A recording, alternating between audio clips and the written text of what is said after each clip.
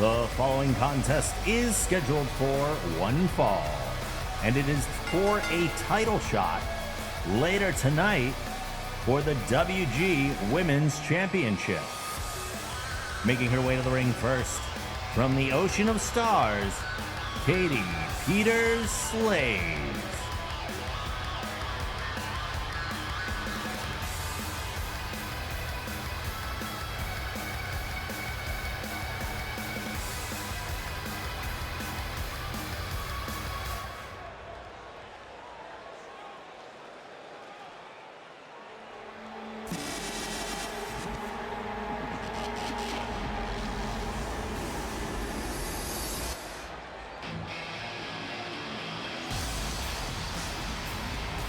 And her opponent, making their way to the ring from Tacoma, Washington, Boblicious.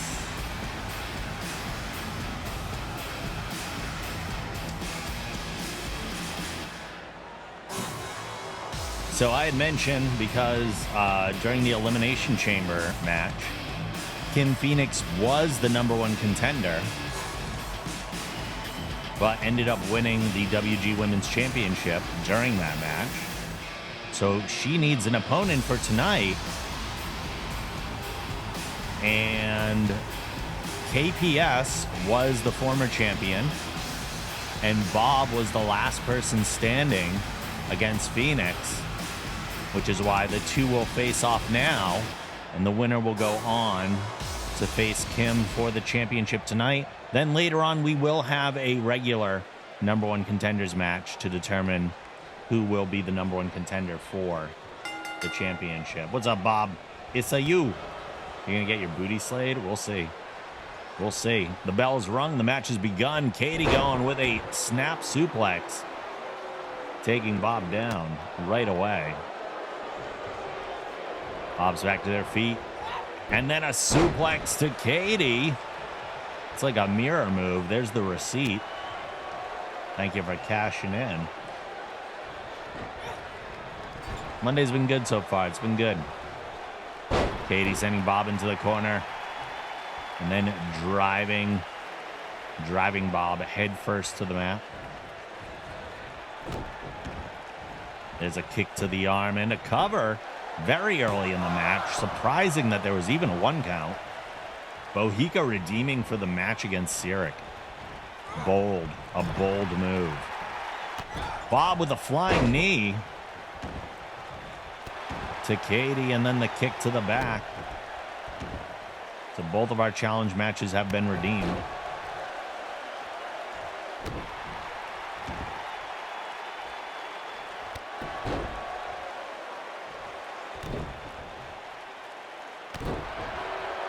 Bob taking their time with the slow kicks, the stomps to the Space Shark. Oh, look at that form on that drop kick.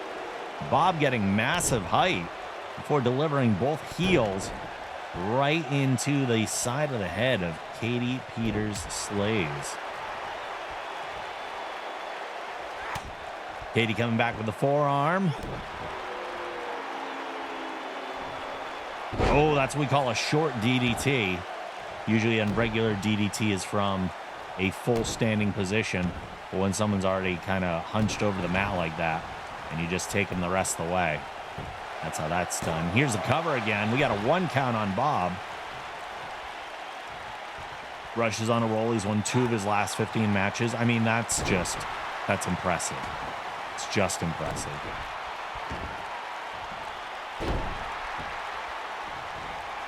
Bob having the arms slammed into the mat repeatedly as Katie scoops him up. Oh, got Bob up top and then dropped down into the flapjack. Oh, my fiche in my face. Look here, little woman. I'm coming for the butt.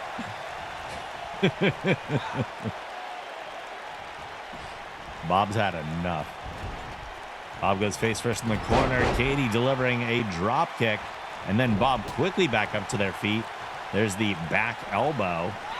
And just tossing Katie. Grabbed by the head and tossed across the ring.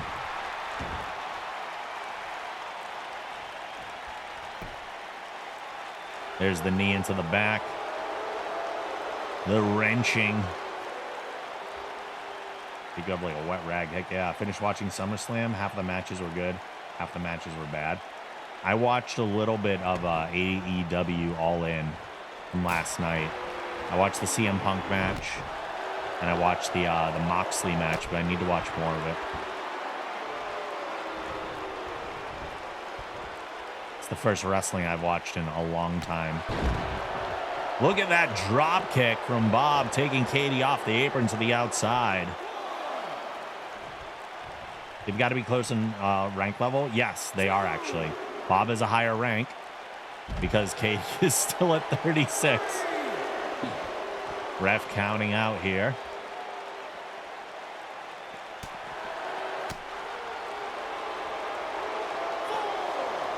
And Bob tossing Katie back into the ring at the 4 count, sliding back in to follow. There's a crucifix to take Katie down.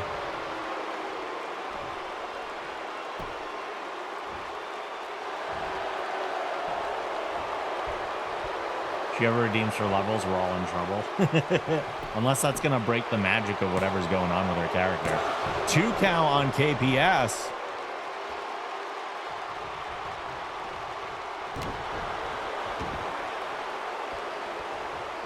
The stomping. There's a spinning drop kick. A second one from Bob.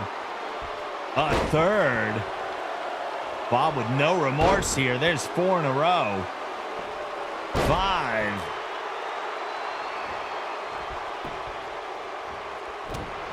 And then Katie countering with the European uppercut. Stepping under. Going for the spinning head scissor takedown. Katie getting fired up, but Bob making their way back to their feet. Oh, Katie with the clotheslines. The leg lariat. She's on fire right now. Drags Bob to the center of the ring. Are we going to see that handspring leg drop? I think we might. Oh, no. What else is happening here? Little repositioning. Oh, here we go. She's setting up for it. Handspring leg drop, and usually that means the Shark Slayer is next. There's the hook. There's the arm. Shark Slayer connects. That might be it for Bob.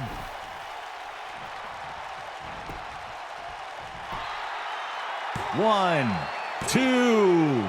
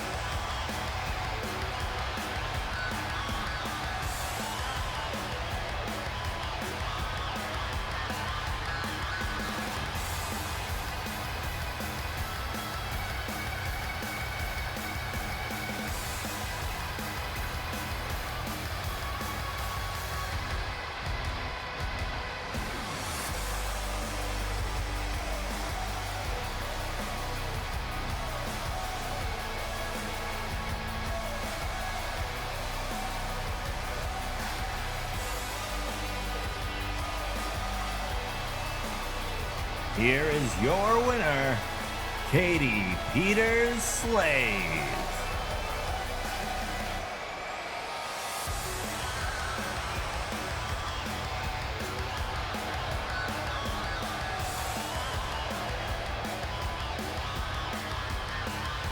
And once again, I feel like it's happened 100 times already. We will see Kim Phoenix and Katie Peters Slays in the main event for the WG Women's Championship.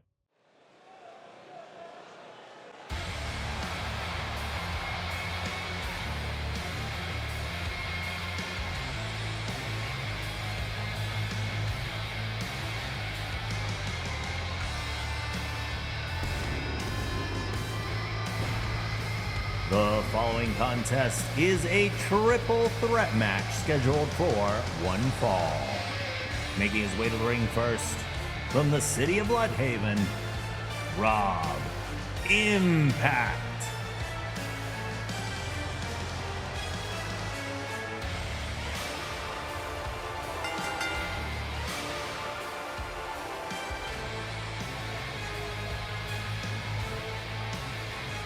Triple threat match.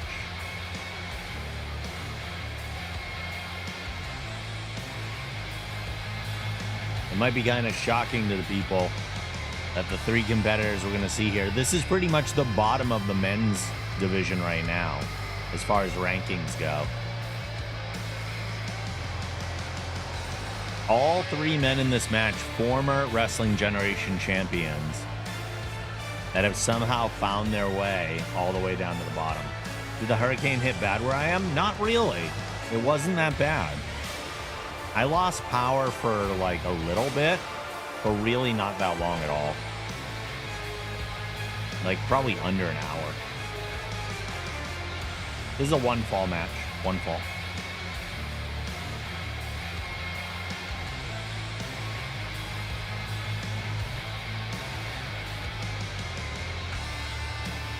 Hey now, there's Captain Howdy. Cap, I was just promoting our new episode of Random Movie Club earlier, as well as our new podcast that will also be debuting this month. Exciting things.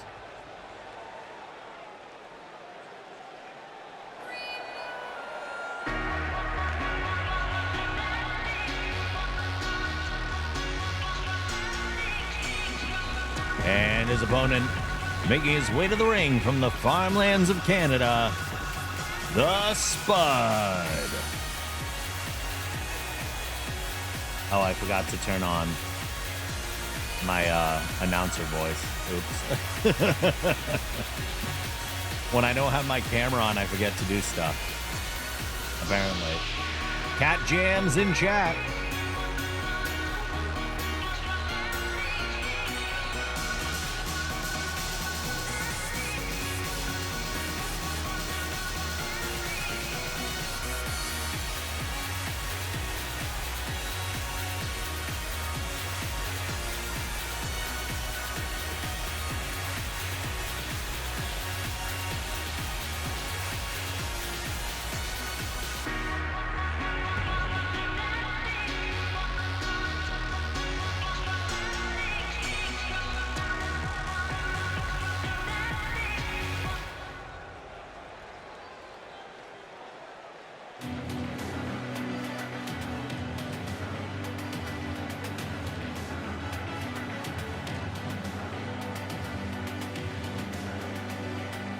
And their opponent, making his way to the ring from the good old US of A, K. Guile.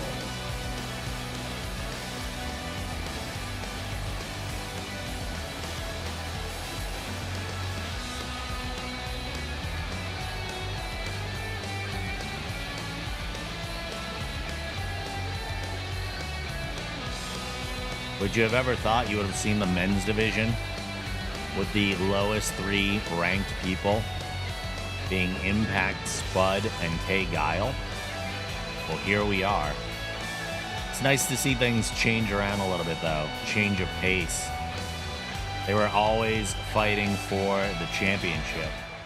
He walks like Sergeant Slaughter. That's because that's Sergeant Slaughter's entrance animation. That's exactly why. He is walking exactly like Sergeant Slaughter. The bell's rung. Spud goes right after Impact. There's the takedown. Hey, Guile going up on the ropes, and the Spud is right there to grab him. Tossing him overhead. Hooking both those arms. Impact with the clubbing blows to the back of the Spud over and over again. Oh, my God. He is not happy. Holy crap. That was like 6 or 7 in a row. Scooping him up and driving the elbow. Guile with the stomp. It looks like the Spud has seen better days right now. Guile spinning Impact around. There is a back suplex. Flexes without landing a move yet. Yeah, it's pretty cocky. Kate Guile with the deadlift on Impact, tossing him up and over.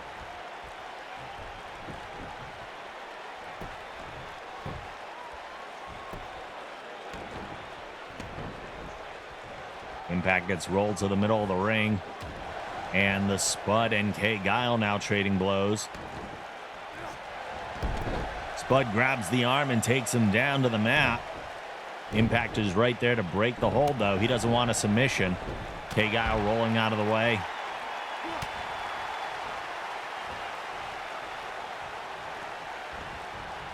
They tie up and Spud forces him off, then goes for a flying forearm. Taking Impact down. What's up, Dude Man? How you doing?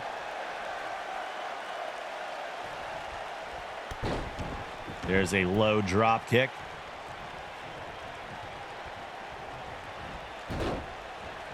Guile stepping up and over. There's a strike to the back. Oh, I keep yawning tonight. Impact with a quick, almost power slam-like maneuver. Going for the standing moonsault. That's a move I used to like doing all the time.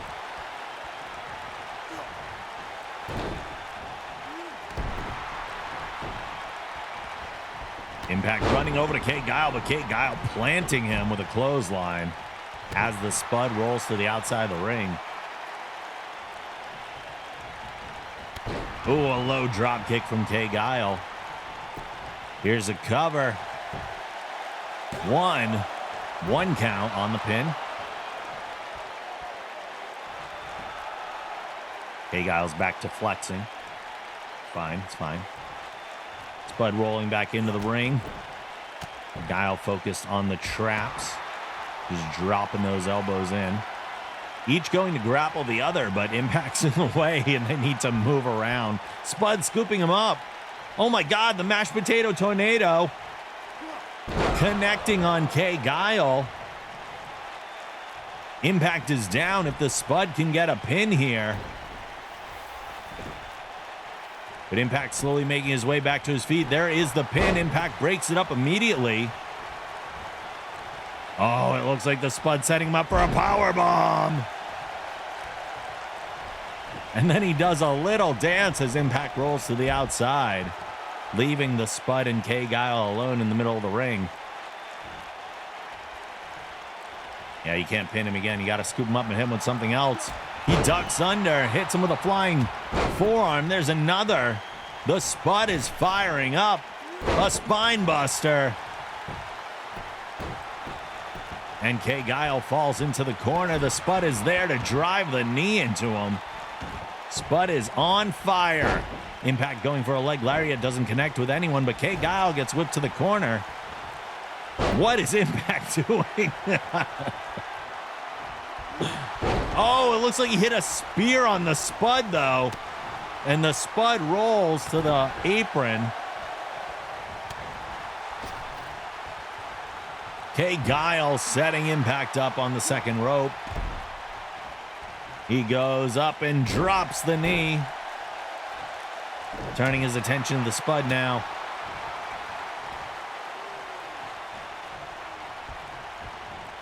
The Spud getting whipped over the top rope to the outside, and Guile goes to follow. Then changes his mind, seeing Impact laying in the middle of the ring by himself. That's the wiser thing to do. Go after the man on the inside. That's where you're going to get a pin.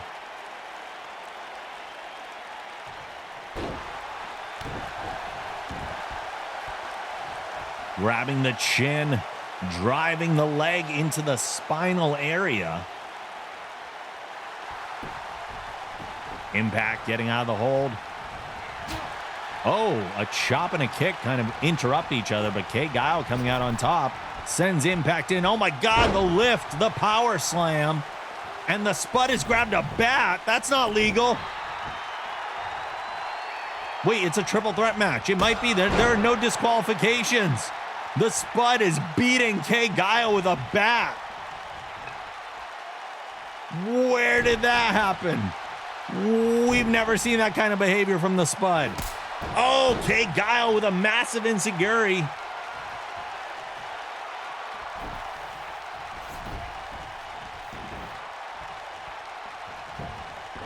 Okay, Guile with a pin. 1 count. 2. Oh, that could have been a 3, but Impact breaks it up right before the 3 count. He ducks under, but catches the clothesline from Guile, who rolls outside. Guile now setting up for probably what is the Sonic Boom. There it is. Boom! This is probably it for the Spud. 1, 2.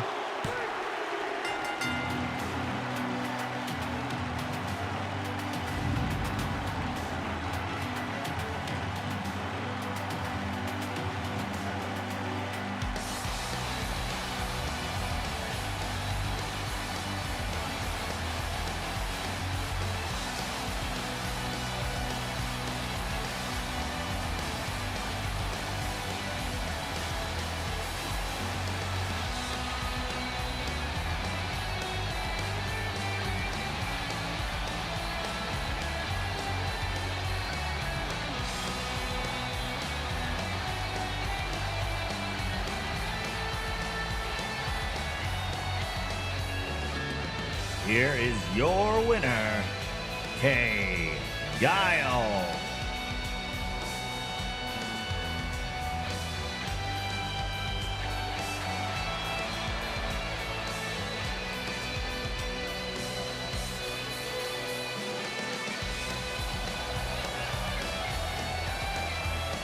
Guile coming out with a big win in that triple threat match that gets him out of the bottom rung.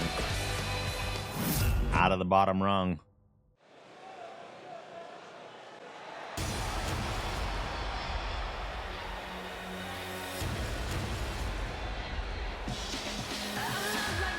The following contest is scheduled for 1 fall. Making her way to the ring first, from France, Susie, Hi Girl.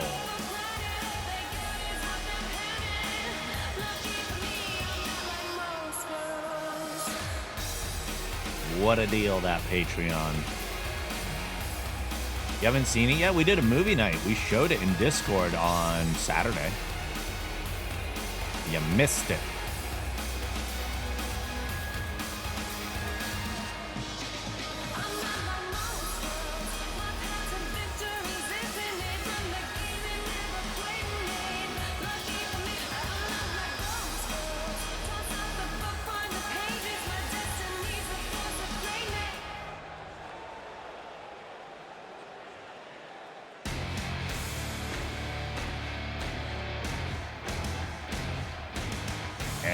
Her opponent, making her way to the ring from Boston, Massachusetts, Ruthless Roz.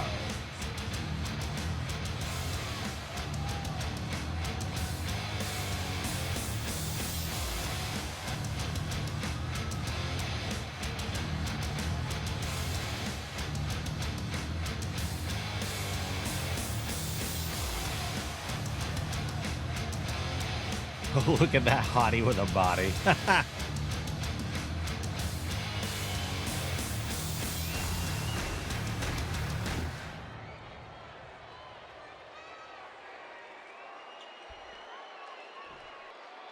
All right, here we go. The bell is rung and our match begins. Susie coming out strong, driving Roz down to the mat. Mix Ruby Riot and Paige. I love Susie. What's up, Kim Leo? How are you? Yeah, I guess you could very much see that combination right there. Roz with the bulldog takes Susie down.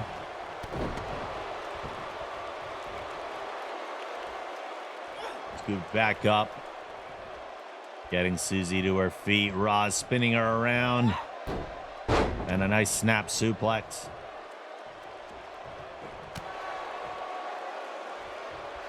Uh-oh, Roz hesitates. Susie's right there, though, scooping Roz up. And a suplex of her own. Going up high for that one. Roz countering, breaks the grapple attempt. Oh, but then Susie with a counter of her own stops the kick. Hooking the arm. Is Roz in the ropes? No rope break here. Roz fighting to get out of the arm bar.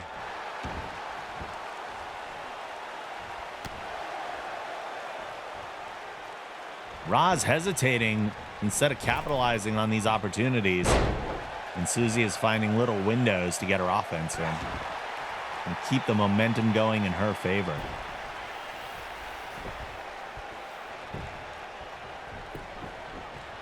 Here's a cover. 1, 2 already. That's scary. Roz is going to have to fight back and get back into this match. There's the tie up. They break the hold. There's a crossbody out of Roz.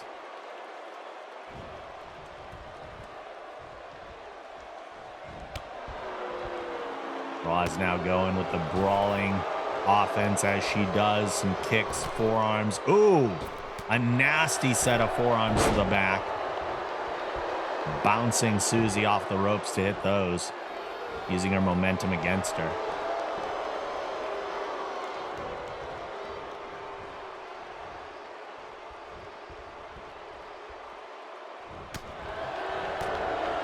Roz keeping up with the forearms, the kicks. Susie's once again tied up on the ropes. Roz spinning her around again, hitting those forearms into the back once more. Roz is not letting up. There's a cover. 1, 2 count. Roz has Susie at a 2 as well. I love how Roz likes booing herself. That amuses me to no end. The crowd goes wild with boos.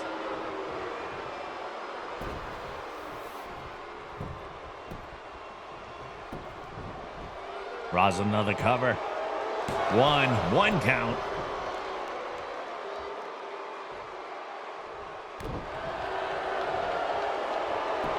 Roz hooking the head.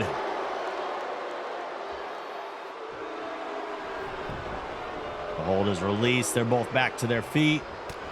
Susie not being able to step in here. Oh, there it is. There's the turnaround. There's the whip off the rope. She goes and up and over. Of course, we have 2 heels in this match, so the crowd is just booing everybody. Susie sending Roz into the ropes. There's a drop down, a leapfrog. Oh, and a takedown.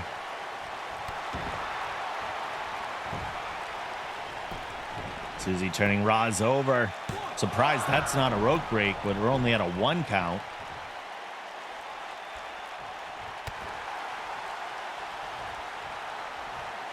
Susie scooping up into the side slam. Another pin attempt. 1. Rolling off after the 1 with a very surprised look on her face. Roz struggling to get back to her feet.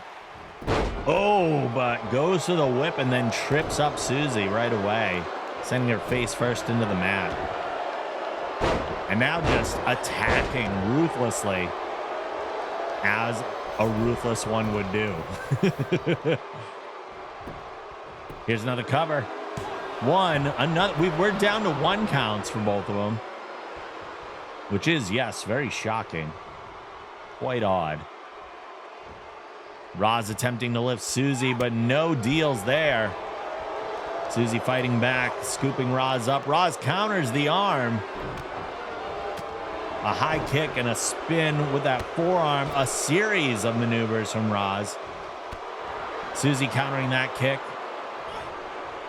Roz stopping the arm and a punch to the gut. Are we going for the forearms again? Oh no, something different now. Oh my God, Roz. Using the rope somewhat illegally. Although you do have a count of 5 before the ref will yell at you for doing something like that. Roz with the cover. 1, 2. Oh, we were getting close. We were getting close. It was about a 2.5 on that one.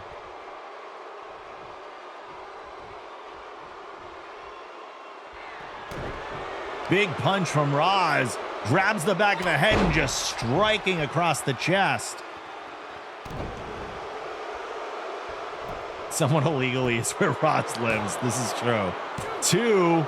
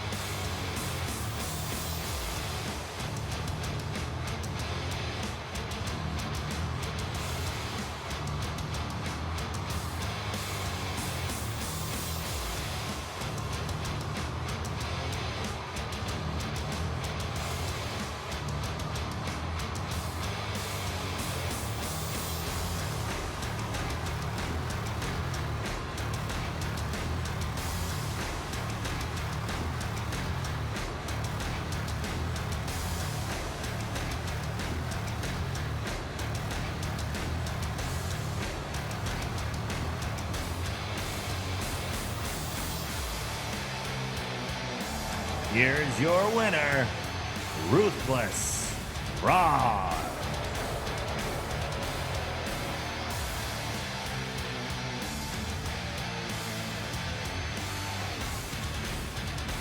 Big win for Roz right there. Not even using a finishing move.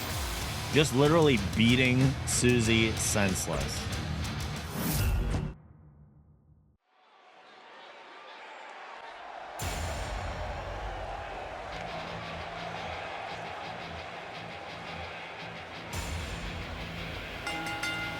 The following challenge match is scheduled for one fall.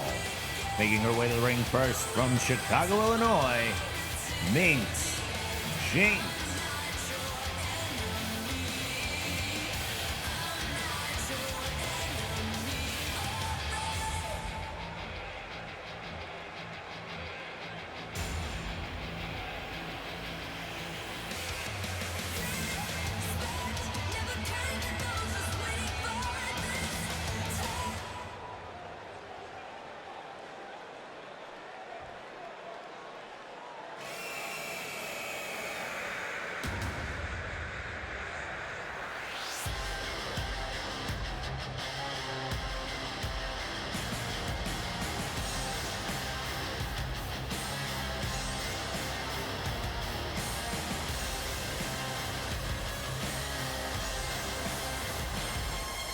And her opponent, making her way to the ring, the Amazonian Nightmare, Yuri.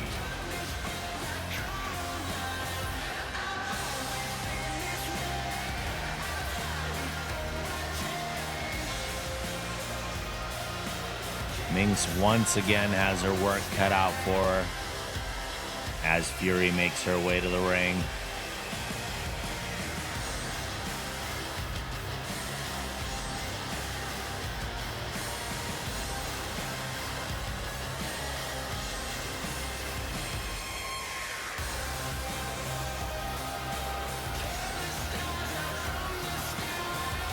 I hope all of our wrestlers made it to the show tonight. I hope the memo went out to all of them that we move the show to Mondays and no one's at home waiting for their show on Wednesday, because they'll be sorely mistaken. Oh, Fury coming out strong against Minx right there. An immediate takedown. Goes for the kick and Minx sidesteps it. But Fury's right there to deliver a nasty clothesline.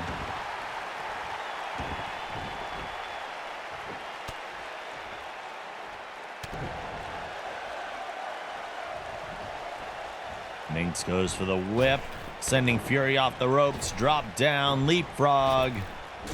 Oh, and a spinning back elbow. Retweeted, I only have something like 3 followers though.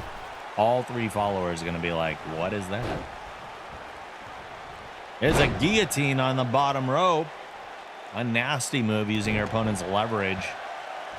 against them as you force their throat into the bottom rope. Fury rolling out of the way of that attack, though, and another sick clothesline to take Minx down. Don't you all know you're supposed to be building up your Twitter followings just so you can promote the shit I make? Get on that, people. Come on.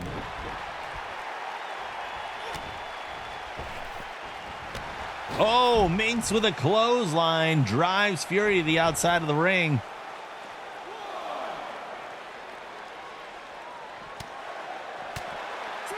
A series of forearms. We're at a 3 count. As Minx whips Fury back in the ring, she rolls out of the way of that kick. Sets Minx up top. A spinning, oh, nasty driver. Oh, my God. Yeah! You know you need a cover sheet on your TPS reports, Richard. That ain't new, baby. Hey, Janice. Mother... Auntie, thank you for the resub. Dominator connects on Minx. Oh, it's a rope break, though. It's a rope break, so no pin there. Auntie, thank you for 16 freaking months. Appreciate that.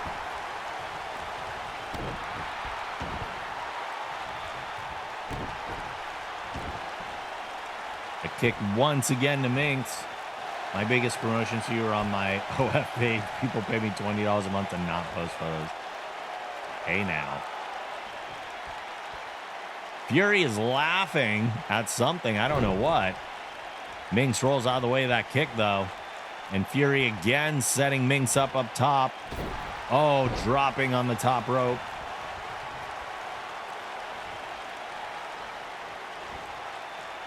One more time we go up to that fireman carry. Again, that spinning Michinoko driver holding the pin this time. 2 count.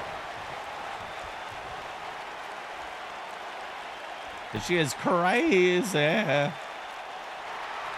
Grabs the chin for that chin lock. Minx grabbing the head, sitting down into the jawbreaker. Ducks under, spinning, head scissor, takedown. Uh-oh, Minx might be looking for the super kick. She backed into the corner, but then either decided not to, or Fury just wasn't in the right position for it.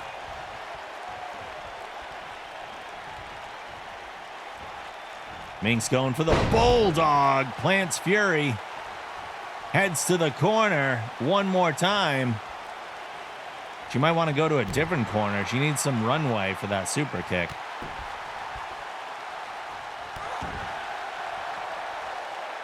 Giving little stomps to Fury, though.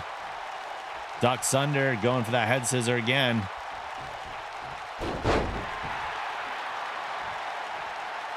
Fury struggling to get to the ropes to pull herself up. Minx doing a lot of damage here. At the beginning of the match, it looked like things were going a certain way, but by this point, things have changed quite a bit. A spinning kick, taking Fury down.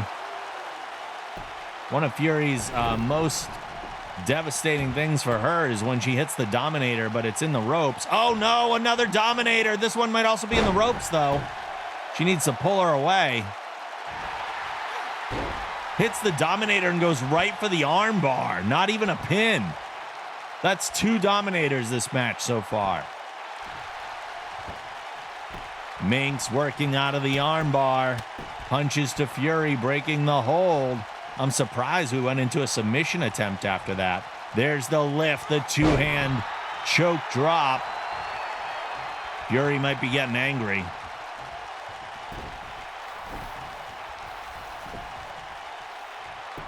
Another pin.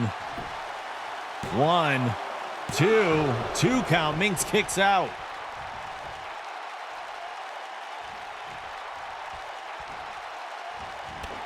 Oh, that knee to the side of the head.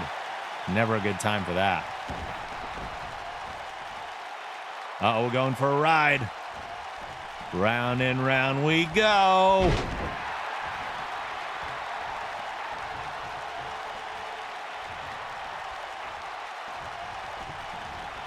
Going into the corner. What are we setting up for here? Uh-oh. Minx up on the top rope now. Fury with the military press. And the drop. Oh.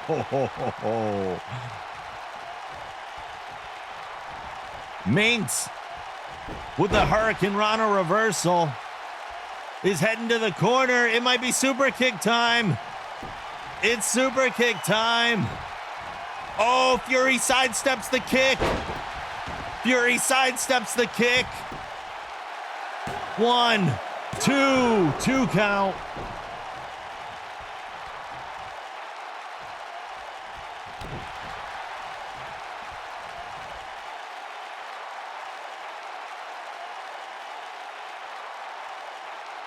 Who knew this was going to be as crazy exciting a match as it is?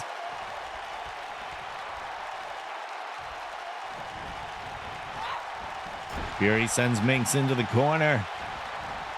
Minx with the counter. Fury's on the ropes, getting sent into the ropes. Looked like a chop or something there. One more time into the ropes. Minx with the trip. And taunting the Amazonian Nightmare. I don't know if that's a good idea.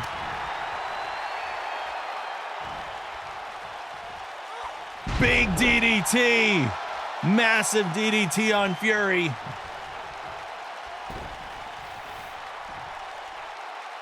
Minx is going for the cover.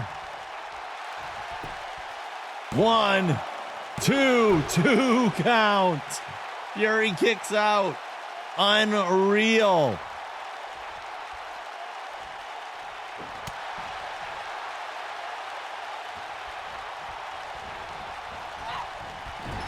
Fury sends Minx into the corner. Setting up on the top rope once again. Staring her down. I don't know what we're looking for here. A series of chops. Minx kicks off. Big punch. There's a kick. Leg first. Oh, Fury is driven face first into the canvas. Crazy maneuver from Minx. 1, 2 once again.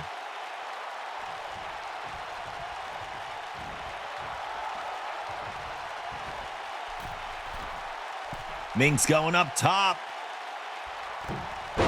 Oh, goes for the double axe handle. Does not connect. Fury is there waiting. Backbreaker on Minx. Uh-oh. This might be Dominator number 3. If this connects, there's no way Minx is getting up from this. Number 3 connects. There's the pin. 1, 2.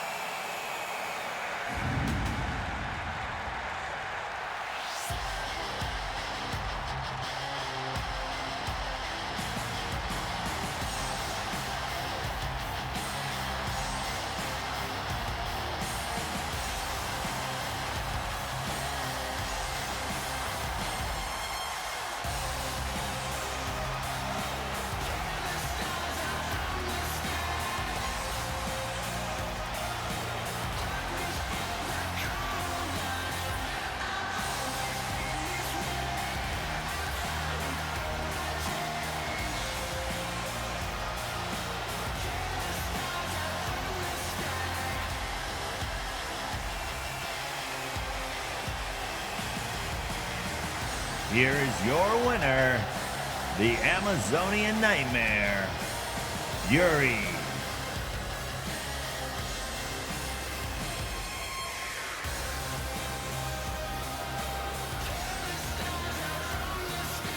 What a match. What a match, though. You can't be mad about that. Here we go. It's go time. It's go time. 8 men enter. 1 will win. Mount Moore goes off the ropes. Impact is focused on Guile. Sledge and Baron trading blows, while the Spud is focused on Zen. Sledge has been pretty dominant in the Battle Royals over the last few weeks. Let's see how he holds up tonight. Zen forced over the top by Spud. Oh my God, Sledge making a run at the Baron, and the Baron using his momentum against him. That is a big brain play from the Baron, and he is right to celebrate that. Sledge is the first one eliminated as the Baron pulls down the top rope, and Sledge goes right over. Look at that springboard, slingshot off the ropes, that kick from the Baron.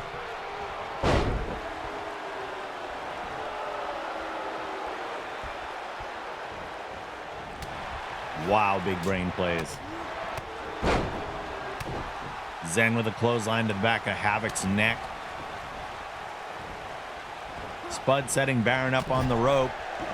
Kate Giles sent into the corner.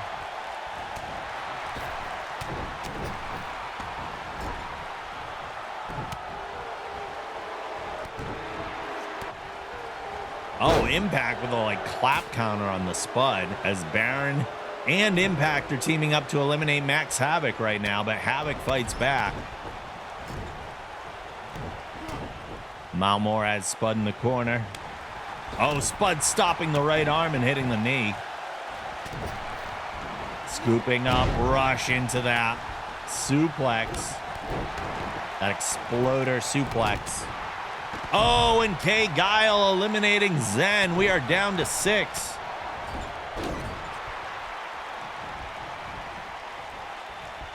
Malmore had the Spud up, but gave up pretty quickly on that.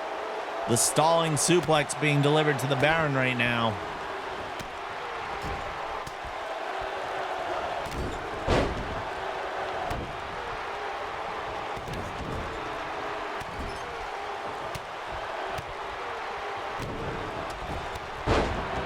Oh my God. Oh my God, Havoc with a clothesline on Impact. We are down to 5.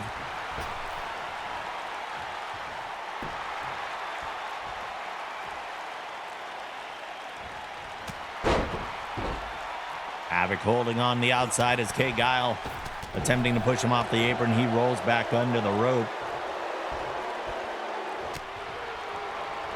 Spud rolls to the apron for safety as Rush turns his attention to the Baron while Guile is assaulting Havoc. Baron is lifted up. Ooh, looked like a low elbow being thrown by Kay Guile there. Havoc rolling to the apron as well as Guile celebrates.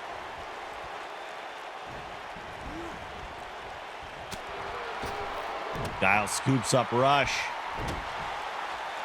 trying to force him over the top as the Baron is attacking the Spud with just little left-hand jabs, little left uppercuts. Baron just taking his time there. Repeatedly just hitting the, I don't know, the armpit of the Spud. I don't know what's happening there. But he's got him scooped up now, but the Spud fights back as Rush is celebrating.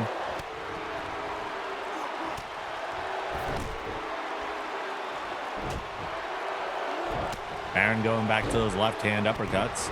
Rush right there, though.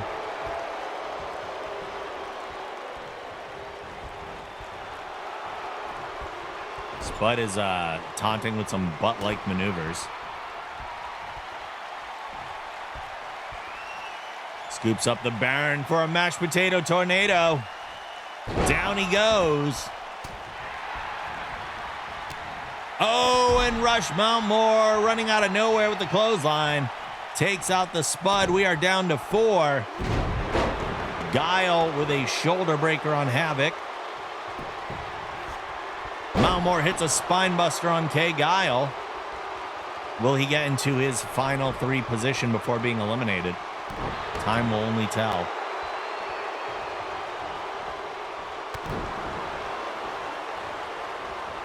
Guile being dragged over to the rope.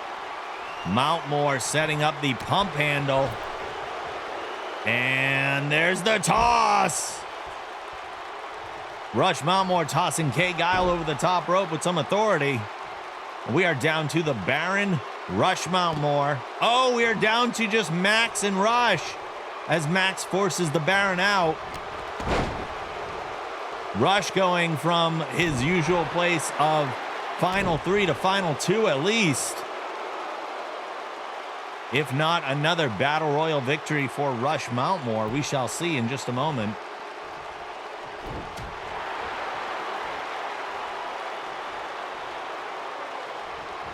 Rush with the scoop up on Havoc. Bring him over to the rope. Havoc holding on.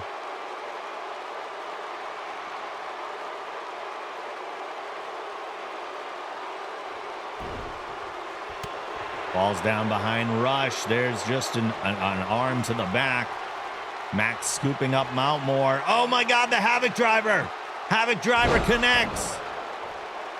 Mountmore just take a big hit right there.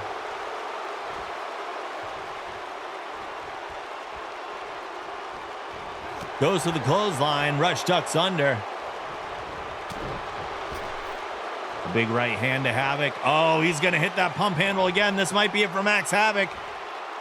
Rush Mountmore dominating this Battle Royal. Who knew?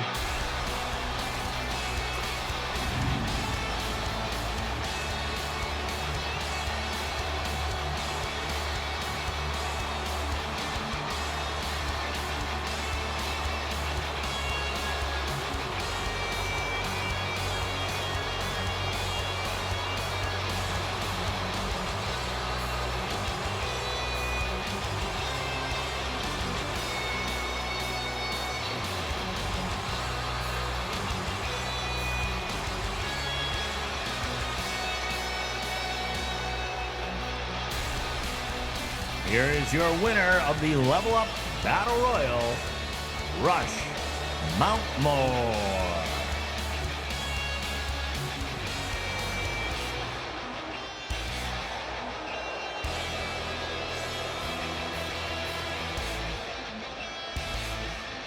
Big win for Rush, getting a level up for the evening. I don't know where that puts him in the grand scheme of levels, but...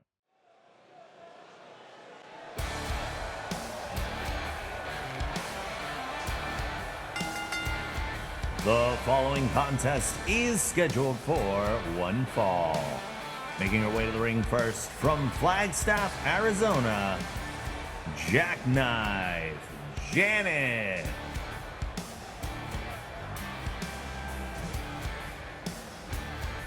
Janet coming in strong as always. ATV and all.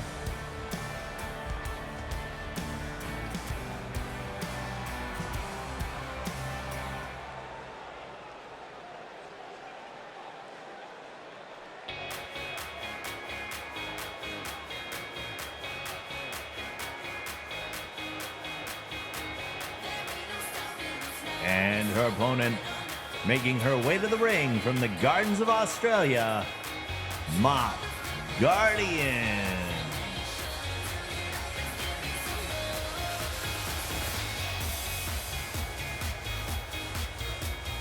I think the hard part now is deciding who to root for in this match.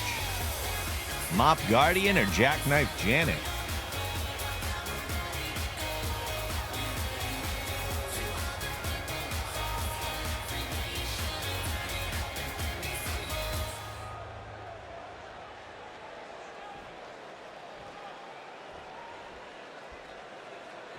Our competitors face off, and there's the bell.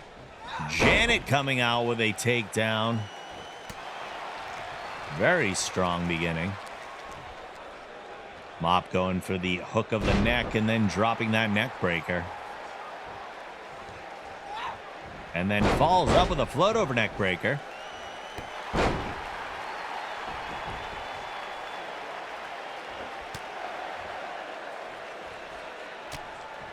Oh, look at that headbutt. That hat butt, if you will. They hit the ropes. Janet scooping Mop into an atomic drop. Mop goes down.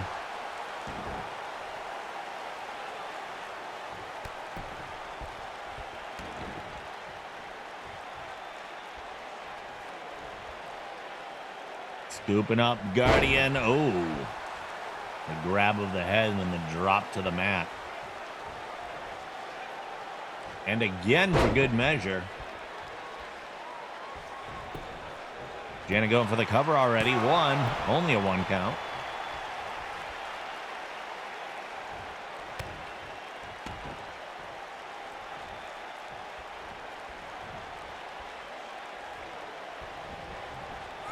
Mop sent against the ropes.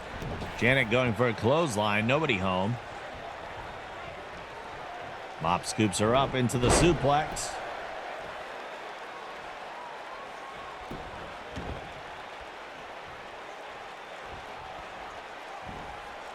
Oh, a nasty face crusher.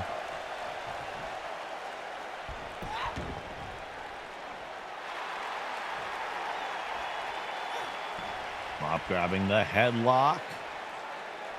Janet struggling to free herself from the grasp of the bunny. Oh, the nasty double axe handle from Mop Guardian.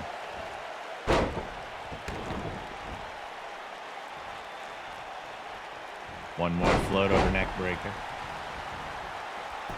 Here's a cover. One count.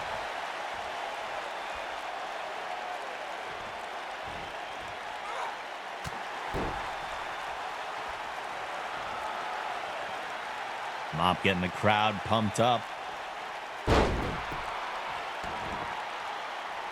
A series of elbows now being dropped on Janet. Good way to weaken your opponent without taking too much energy out of yourself. Oh, but there's the arm drag counter. Janet's got Mop by the head, drags her over to the ropes.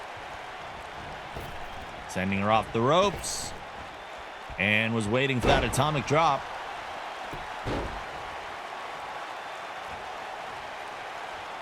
Oh, just rubbing Mop's face into the mat before dropping an elbow on her back. Here's a pin. Hey now, thank you for follow the Savior. Welcome on in.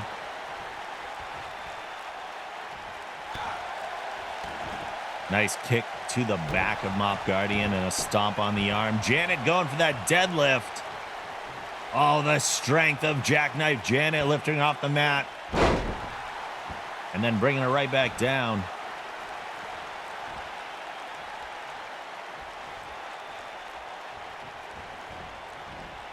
Janet now controlling the head. Pure dirtbag strength, absolutely.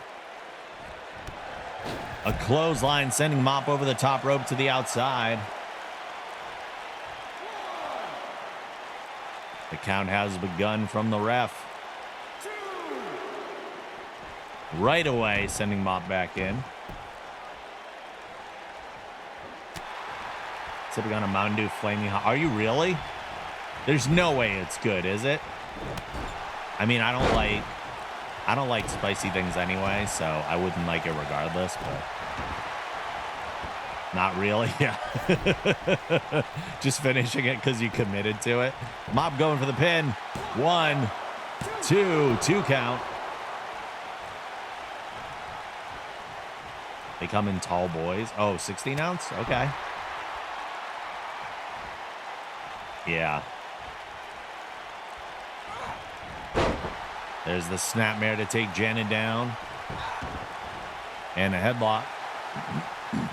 I actually just bought something from Oreo because they posted online that they were doing. You could get a pack of Oreos and a pack of Oreo trading cards for $3. You just had to pay the $3 shipping. So basically you're just buying the Oreos at a almost cheaper price than Oreos usually are. And you're getting playing cards with it too. So I got those in time. Those are on the way. I'll have 1 out of 2,100 of those. Oh, it's a bunny stomp. Bunny stomp connects on Jackknife Janet. That might be all she wrote. 1, 2 count. 2 count. The bunny hop didn't do it, but it looks like she might have some bunny ears ready. Mop pulling out everything. Jackknife Janet with a counter into the Hurricane Rana. Counters the bunny ears. We've never seen that before. Not like that.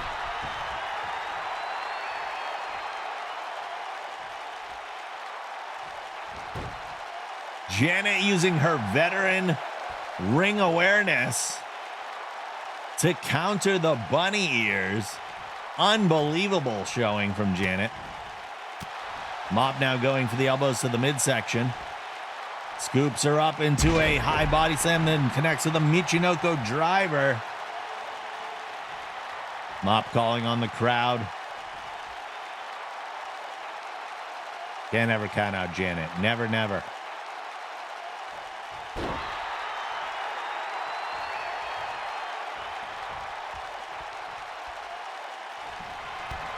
Oh, Mop's getting fired up. There's the double axe handles. Shoulder in the corner. She rolls back and oh, here we go. Bunny bump.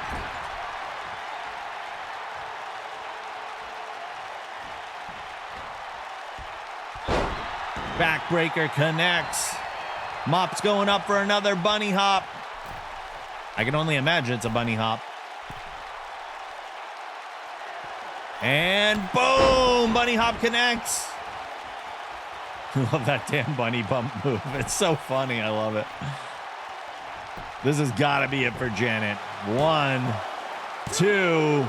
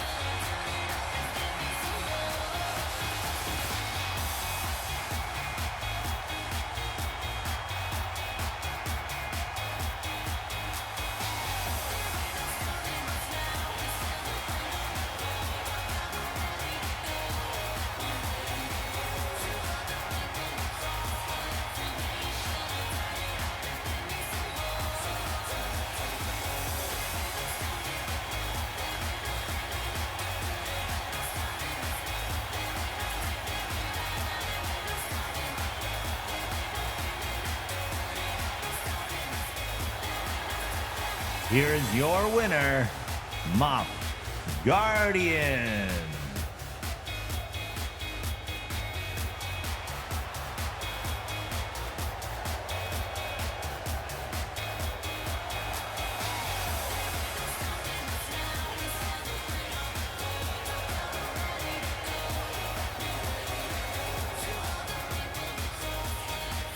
Solid match right there.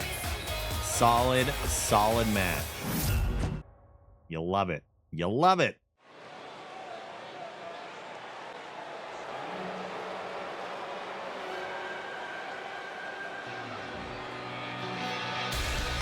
The following contest is scheduled for one fall. Making his way to the ring first, from the Street of Dreams, Rush Mountmore.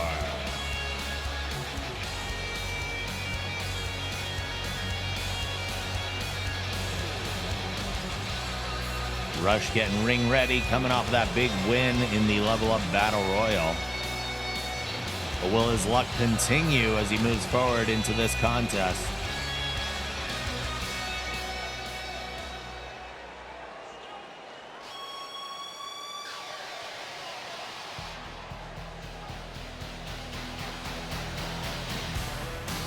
And his opponent, making his way to the ring from Seattle, Washington, Zen.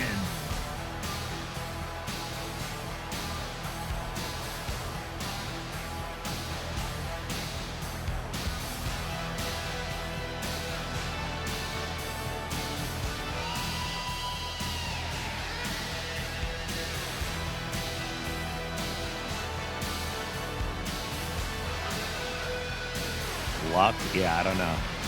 I don't know what to call it. I just use words.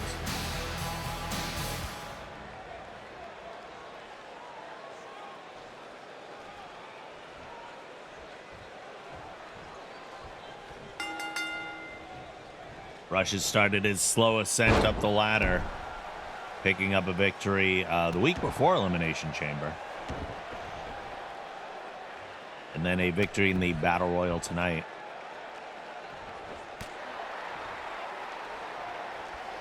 As not too long ago, Zen was holding the Wrestling Generation Championship. And also is trying to get back up to that as well.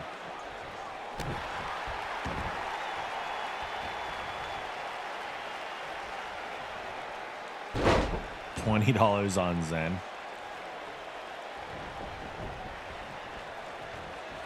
Oh, Rush with a nice flying elbow. Taking Zen down.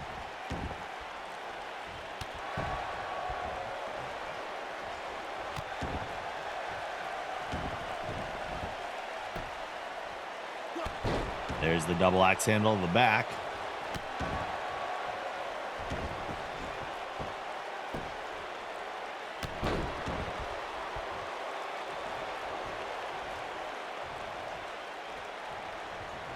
Zen spins him around, sends him into the ropes.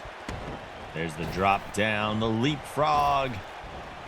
Oh, went for, I think, a back elbow, but they collided instead. Now Rush takes control, sending Zen off the ropes into a power slam.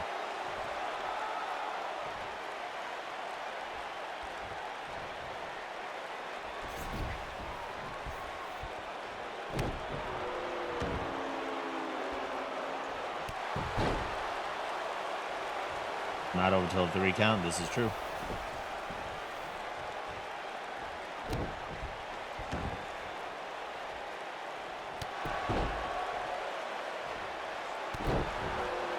Rush just stomping away on Zen right now.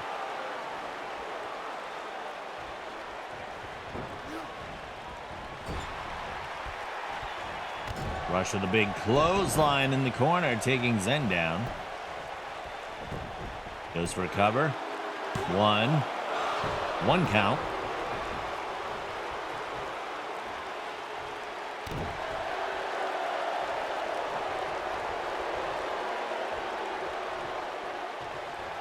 Get him up in the fireman carry position. Drops him onto the top rope face first.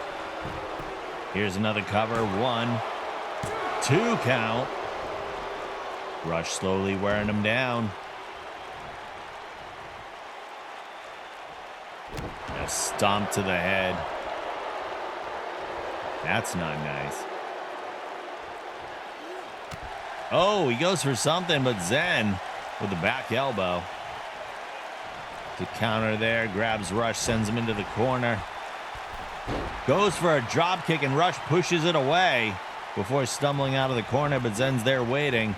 Off the ropes he goes. Zen again going for something that just didn't work. Rush hitting that arm breaker. Wearing down the extremities of his opponent. There's a fun word, extremities.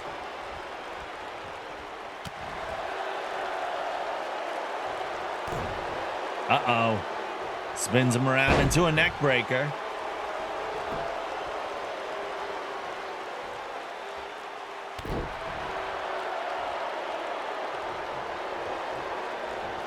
Illegal poke to the eye. Oh, yikes.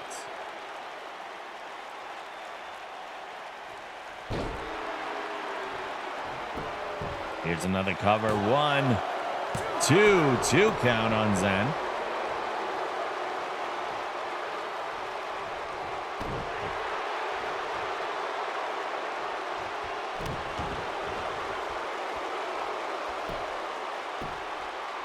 Rush rolling Zen to the middle of the ring and then just attacking the arm.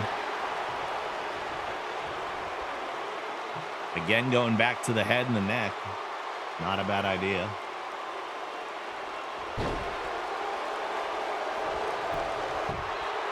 Here's a pin. 2 count on Zen. Rush puts the itties in extremities. I don't know how to feel about that one.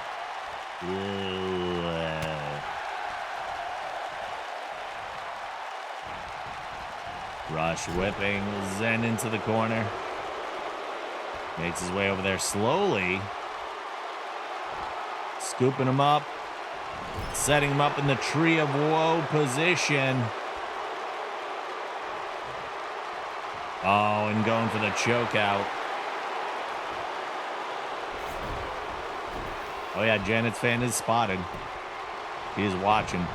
Rush with another cover. We get a 1, 2 count. Zen kicks out at. Crowd's happy to see the kick out.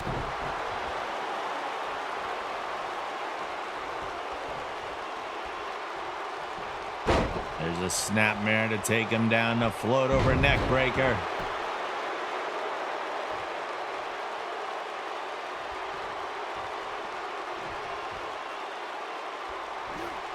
Spine buster on Zen. He floats over into the pin. 1, 2.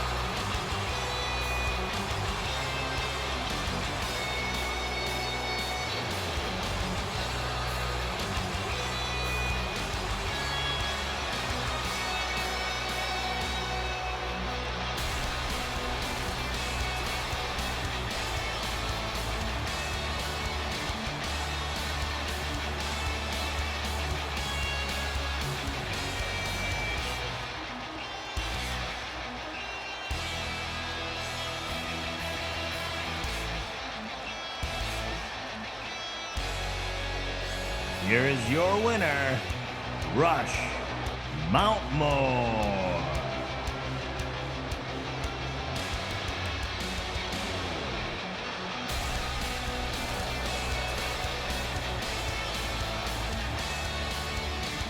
I don't know what's gotten into Rush tonight, but he is on a roll, that's for sure. 2 victories. First, the level up battle royal. Then victory in his one-on-one match with Zen. And Rush still has 1 more match tonight. The battle royal begins. La Bandita and Mob Garden going at it. KPS and Susie. Oh, Roz is trying to eliminate Bob right away. I don't know how that's going to go down later. Charlotte lifting up the associate for an elimination.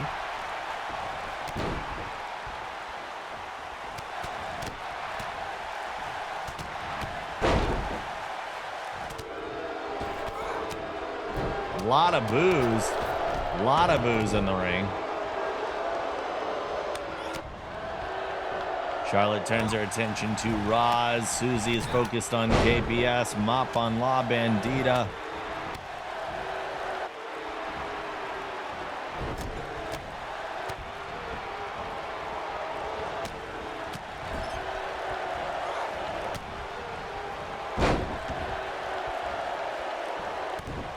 There's so much going on right now. This is when it's hard to call a match, when there's just so much all over the place.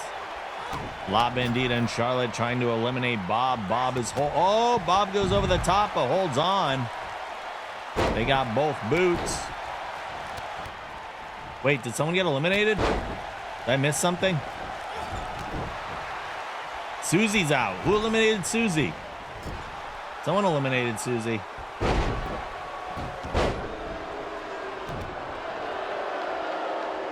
Akira Low, girl.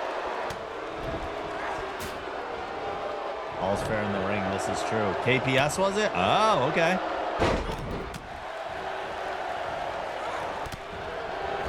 Well, we are down to 7. Either way, Susie has been eliminated. Roz again trying to eliminate Bob. As La Bandita goes to eliminate the associate. Mop focused on KPS. Charlotte was taking a little breather on the apron there.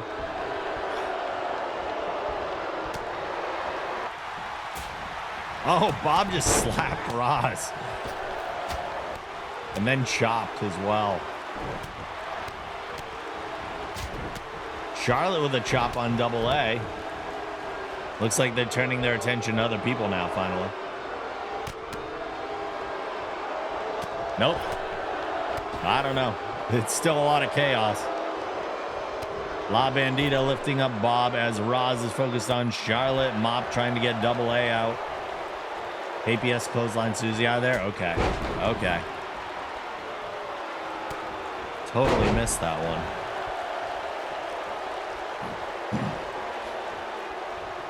KPS focused on Bob now. The associate sends Roz over the top, but Roz rolls back in. La Bandita's got Mop up top, but makes the drop. Oh, and Mop eliminating La Bandita with the clothesline. We're down to 6.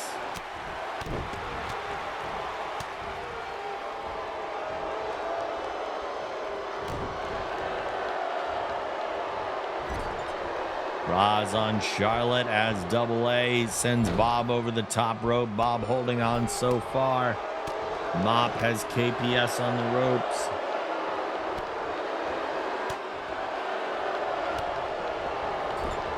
The associate sending Bob into the corner. Charlotte with a big kick on Roz.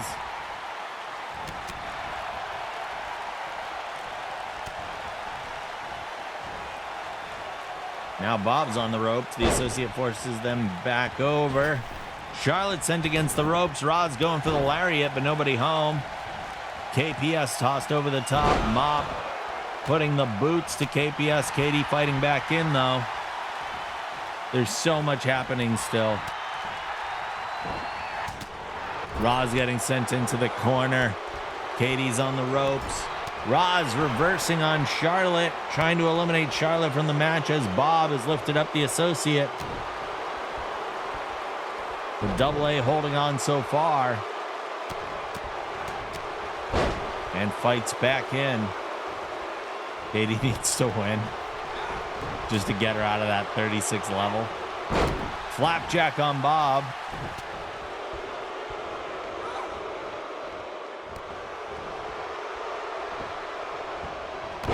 Oh, there's the handspring leg drop on Bob. Uh-oh, it might be Shark Slayer time. It wasn't enough to beat Bob earlier tonight. Katie has to hit a second Shark Slayer on Bob. There it is. Mop holding on the outside. Rolling back in. Roz trying to eliminate Charlotte. Now Bob is on the ropes after that Shark Slayer. This hobo. Bob's been taking a beating, yeah.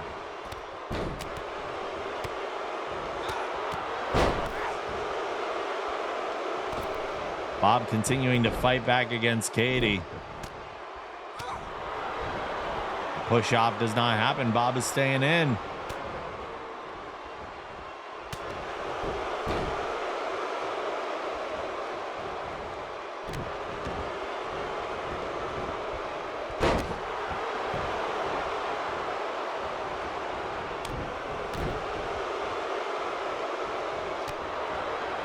Charlotte lifting Bob up on the top rope. Been a while since we've seen the elimination. Roz has KPS up. Double A focused on Mop Guardian. Katie holding on. Roz putting the boots to her, though. Charlotte's got Bob up. Bob fighting out of that hold even, though. Out of that grapple. Scoops up Charlotte. Sends Charlotte into the corner with a hard buckle.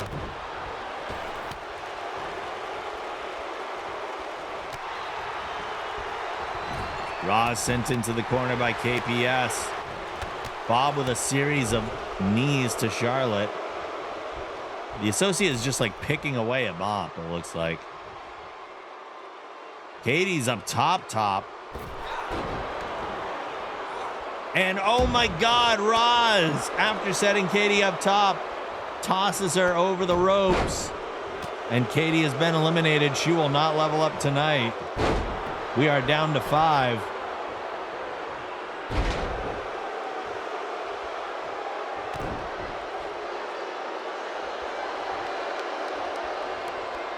And then, damn, she came for my life. Oh, brogue kick. Roz hits the brogue kick on the associate.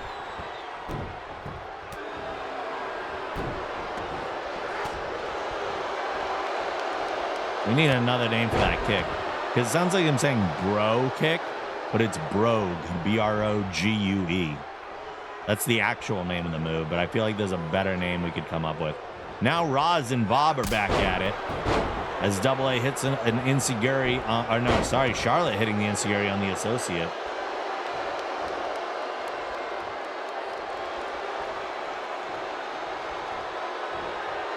Oh, Charlotte with a big whip on Bob, sending Bob out of this match. We are down to 4.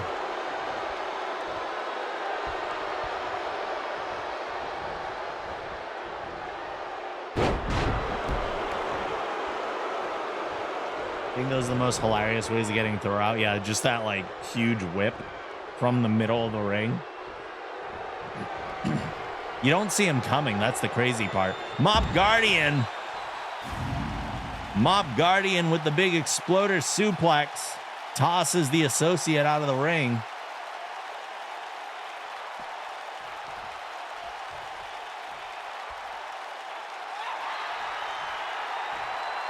And it is down to Mop Guardian, Charlotte, and Ruthless Roz. One of the 3 will pick up tonight's level up. Mop is on a bit of a tear tonight. This is true. But she could be eliminated right here if Charlotte forces her out. Roz making her way slowly back to her feet, using the ropes for some assistance. Mop fights her way back into the ring. Oh, Roz with a leaping elbow to take down both competitors in one single blow.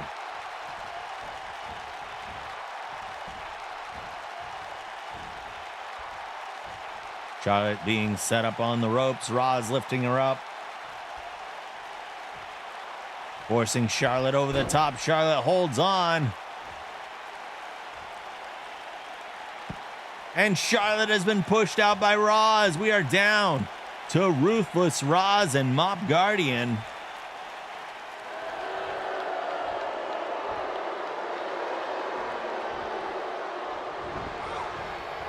There's the whip into the corner. Mop with the clothesline.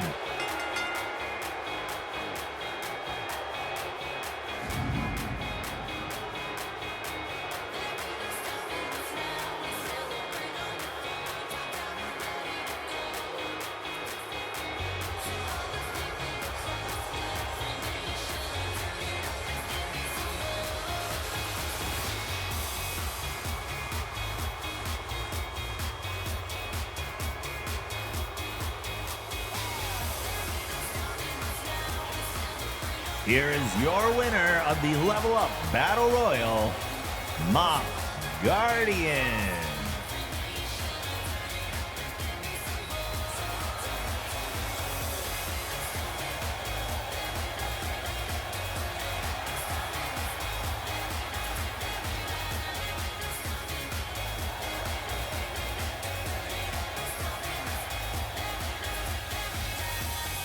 Mop having a solid evening tonight. Solid evening.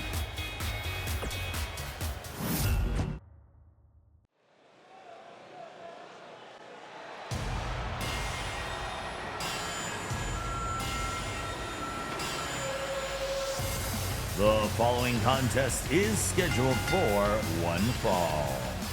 Making his way to the ring from Blue Collar, USA, Sledge.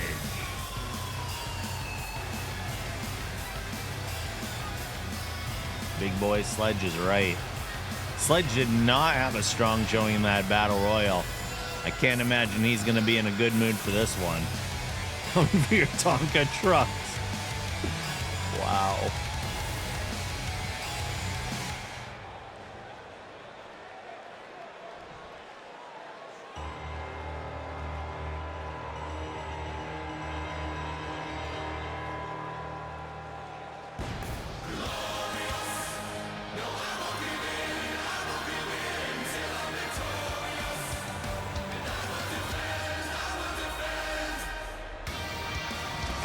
His opponent, making his way to the ring from Long Beach, California, the Spectacle, Max Havoc.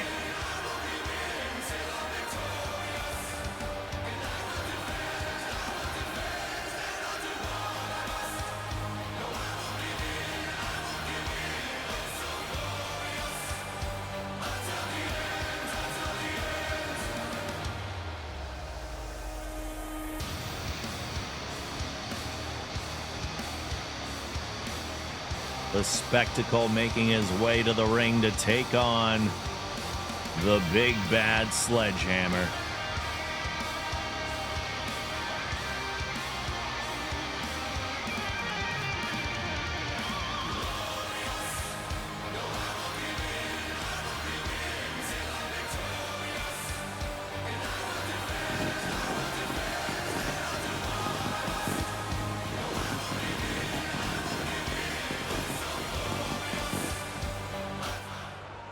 The interesting thing about this one is that this is not a mismatch in size. Sledge might be a super heavyweight, but Havoc ain't no slouch either.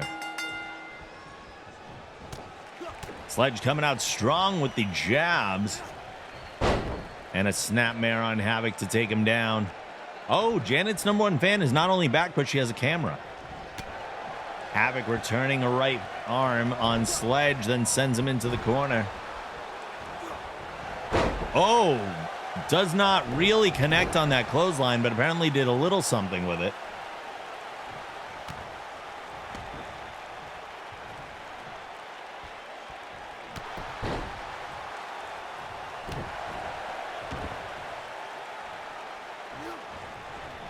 Havoc scooping up Sledge. Kick to the midsection. Oh, Sledge returns one. Sends Havoc into the corner face first. A clothesline to the back of his neck.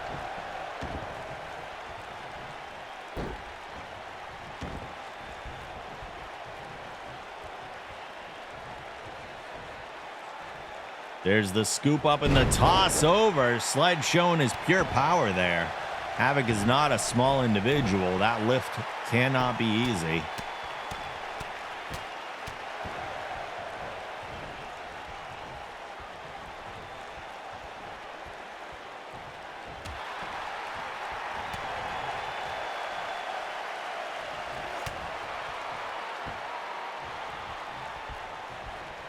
Sledge setting up for a suplex. He's got Havoc up. There's the drop. That is textbook beautiful.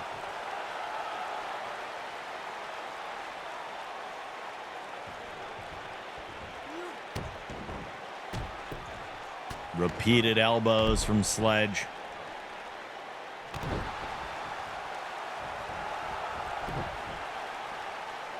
He's getting that fire.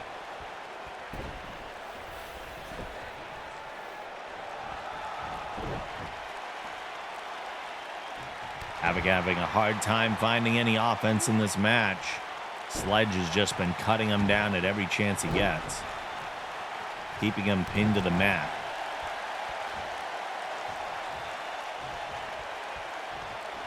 A smart strategy, there's no doubt. Sledge has him up top. There's the drop on the top rope. Havoc rolls away. But Sledge is right there waiting, sends him into the corner again.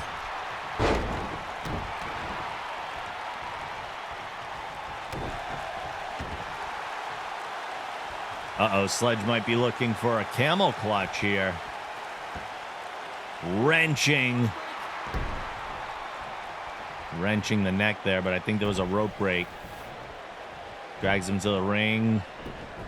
Going for a cover. 1, 2 count. Havoc kicking out at 2.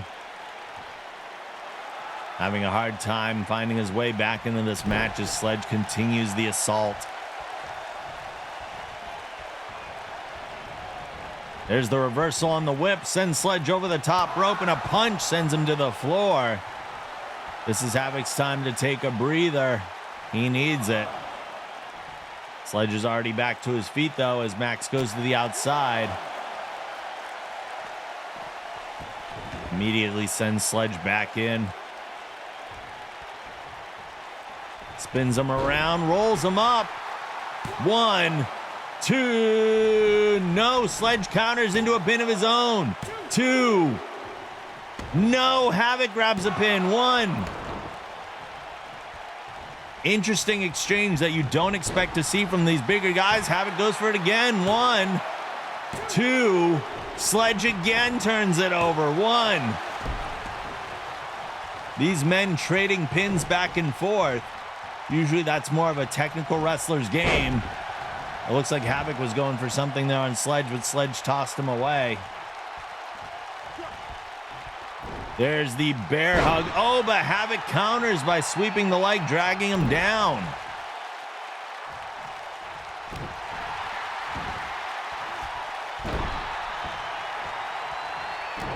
Havoc now finally gaining some momentum.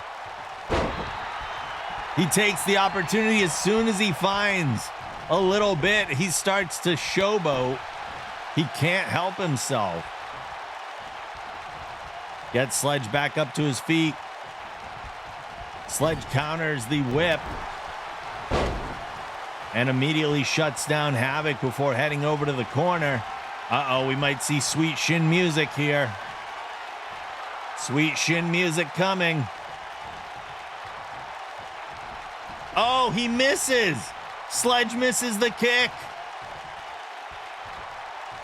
Havoc counters. But Sledge is keeping up the control.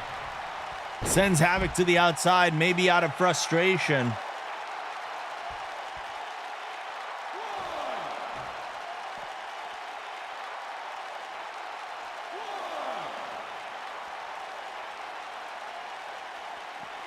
Sledge has Max. Slams him head first into the apron. Hardest part of the ring. That's going to ring your bell. And a nasty right arm. Right to the chin. We're at a 4 count.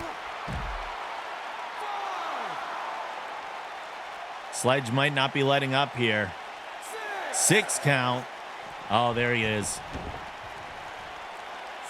Finally saw that count getting close and threw Havoc back in. Sledge lifting him. Oh, and just hucks him into the corner. Here's another cover. 1, 2, 2. That was a 2.5 for sure, if not a little more. Sledge might be eyeing victory at this point. Oh, Max has been busted open by the right hands of Sledge. He goes for a pin. 1, 2, 2 count again. Sledge must be feeling pretty darn sore after getting tossed out of that battle royal so early, and he's taking it out on Max Havoc. Looks like he's grabbed the trap muscle.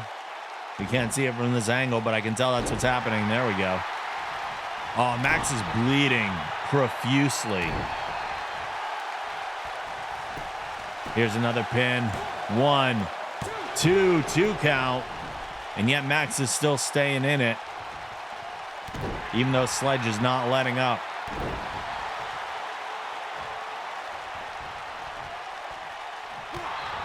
Uh-oh. This is the cradle. Oh, he was going for the pile driver, and Havoc counters. Havoc counters the pile driver. But he sits around. No. Havoc driver. I thought he had him for the Havoc. He does. He turns him around into the Havoc driver, connects. Is that going to put Sledge away? This would be an unbelievable turnaround. 1, 2.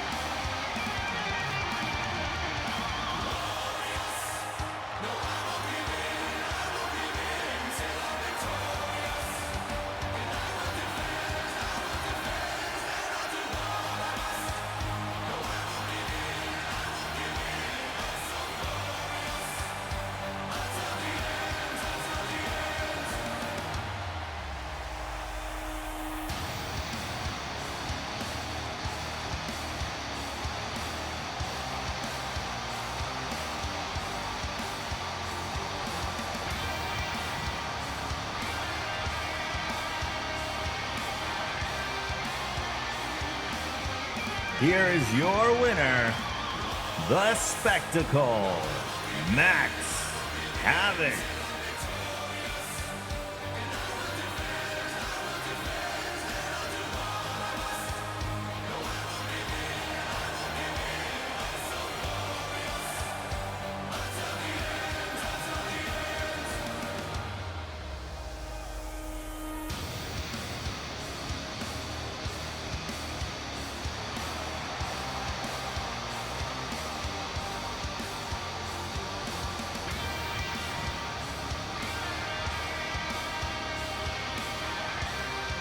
That man is gushing blood.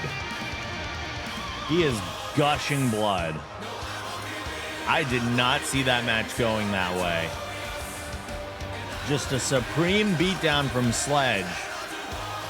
And Havoc counters the pile driver, hits the Havoc driver, and puts him away. Unbelievable turn of events in that match.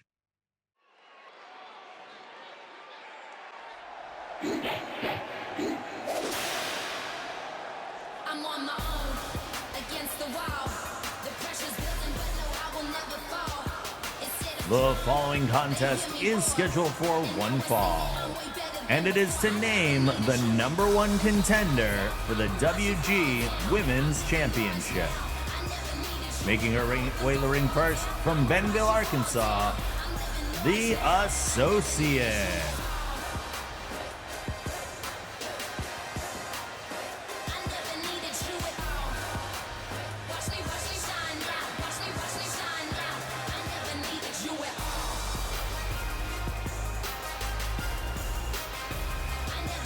Gotham's back awake and upstairs.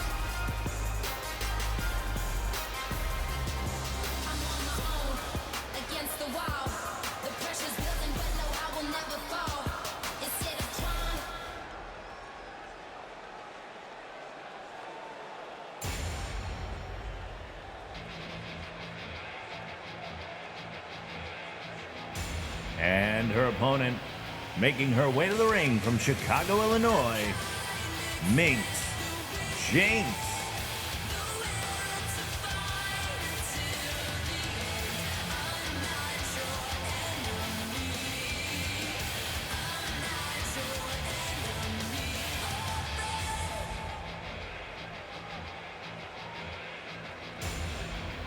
Gotham's looking for some attention.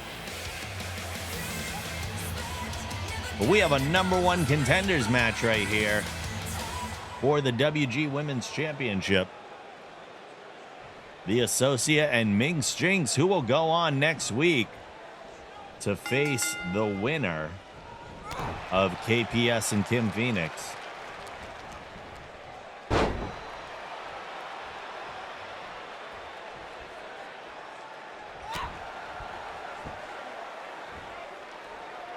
Minx with a Hurricane Rana taking down the Associate.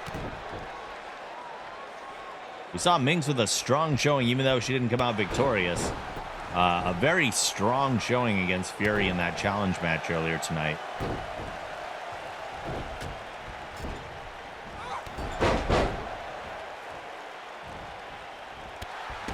Minx continuing with the drop kicks. The Associate's right there with the Bulldog, though.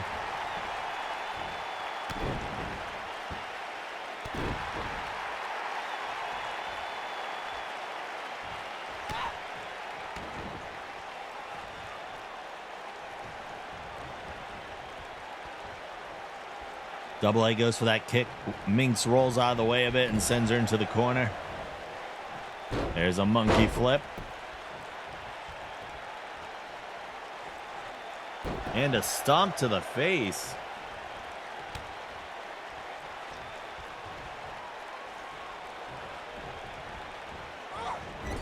Double A whipped into the corner again. Drop kick to the lower back.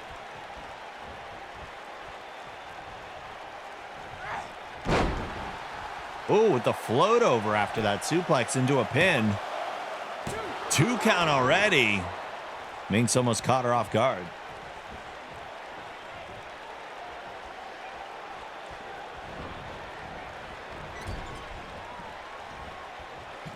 Another monkey flip.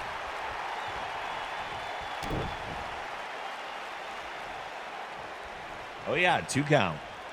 Very much caught her off guard. Grabs the leg and drops her own leg on it. Oh, the counter and the punch to the gut. Double A with a kick takes down Minx.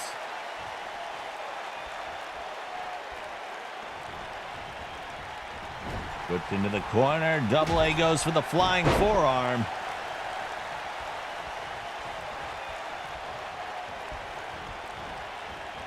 Again in the corner. Another drop kick. The associate just sending those kicks right to the face.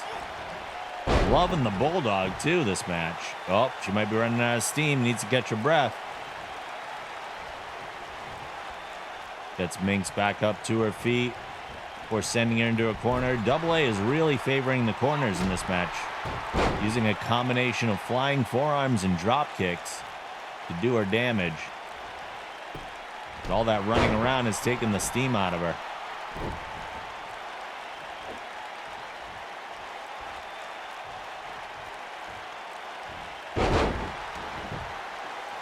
Nice little bomb right there. Going for another pin. 1, 2 count.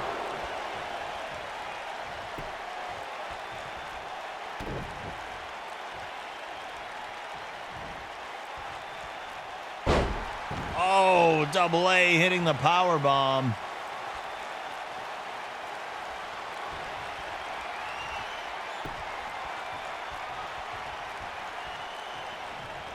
Oh, takes her time, letting Minx get back up on her own.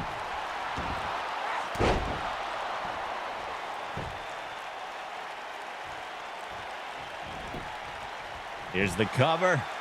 1, 2.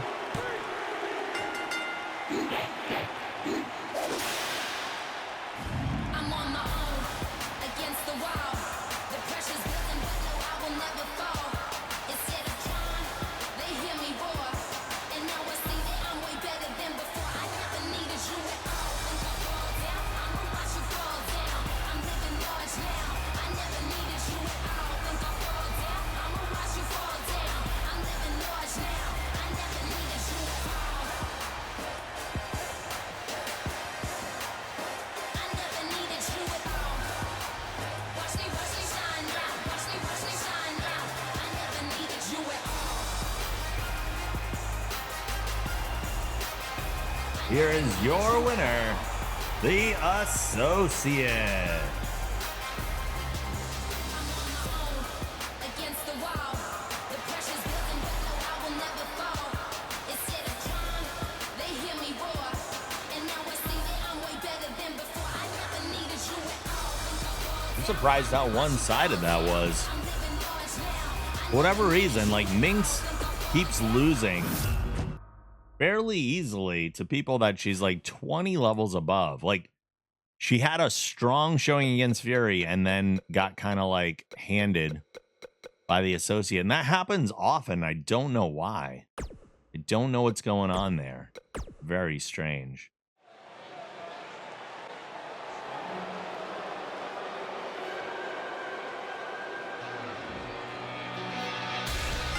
The following contest is a challenge match scheduled for one fall. Making his way to the ring first, from the Street of Dreams, Rush Mountmore.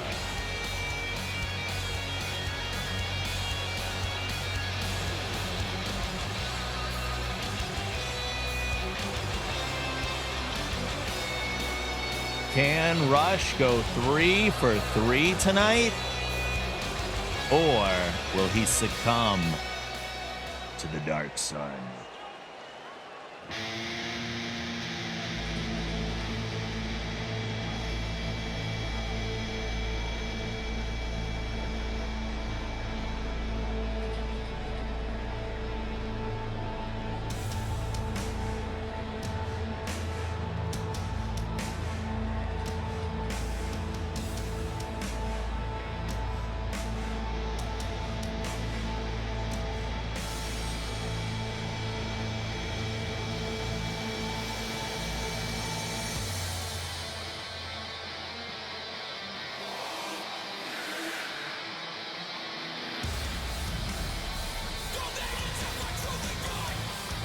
His opponent making his way to the ring from parts unknown, the Dark Sun, Cyric.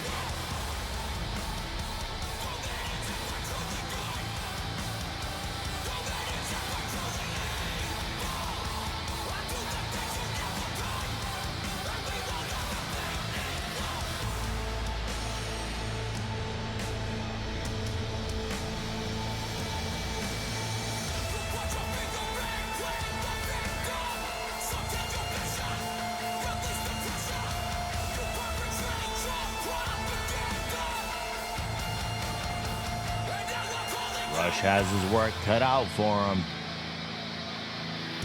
Let's see how he handles it.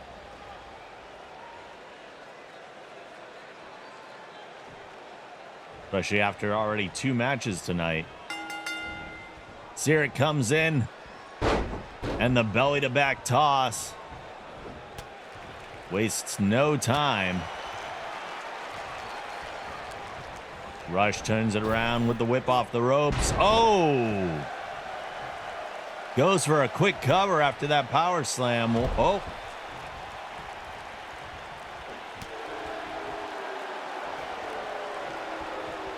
Cyric once again scoops him up, drives him down. Oh, deadlift into a power slam of his own. 1 count.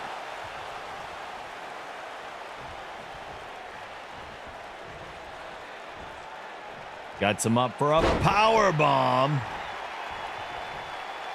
That's a dropping power bomb. He goes down with you.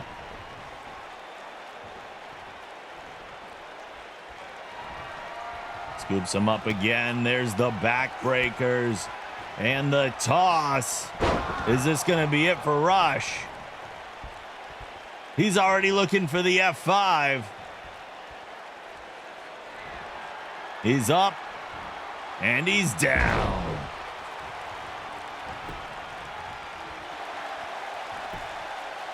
One, two.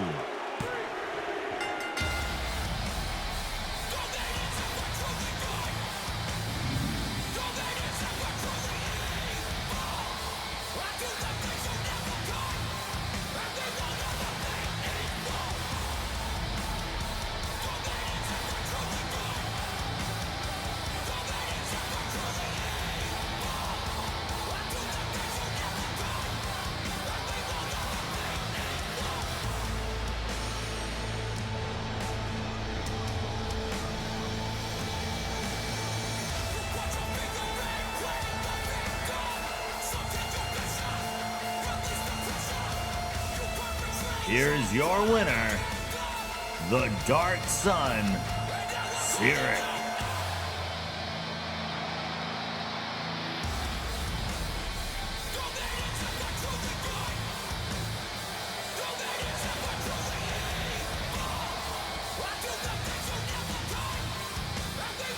Here's the weird thing that I constantly wonder about when it comes to these challenge matches. Cyric and Fury are like the exact same level. And even when Fury goes against somebody that's like the same level difference that Rush was to Cyric just there, like Cyric wrecks people.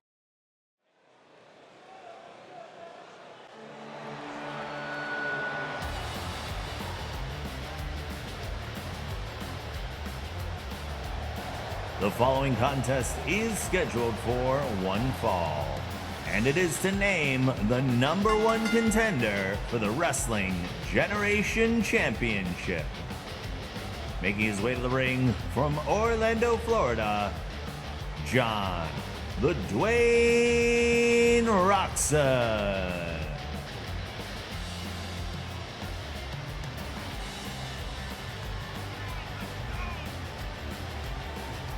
The Dwayne in possible near title contention if he can best his opponent and become the #1 contender for next week's title shot.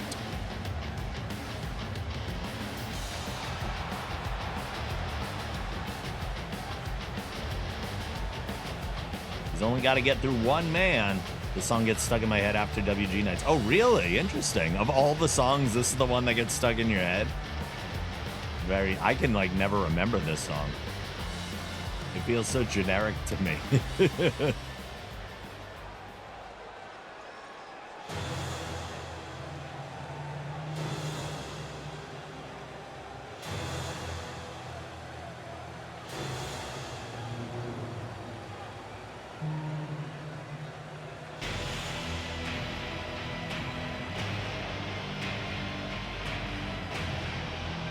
And his opponent, he is the Demon of Georgetown, Captain Howdy.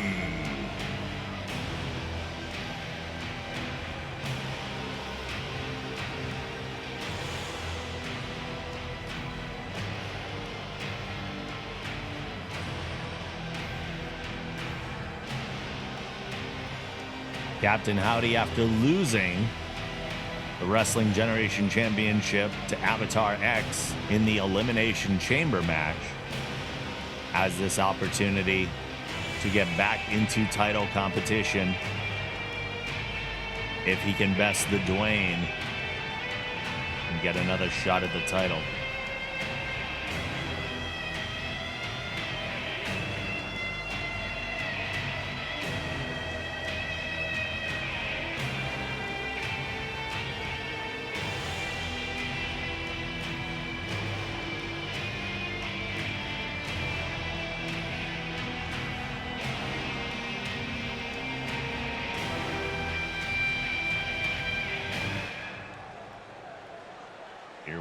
Here we go.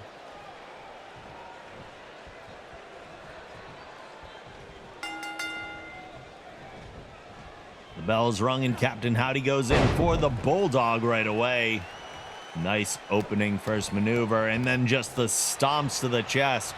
Cap has got to be furious that his first title defense was in a match with 5 other people.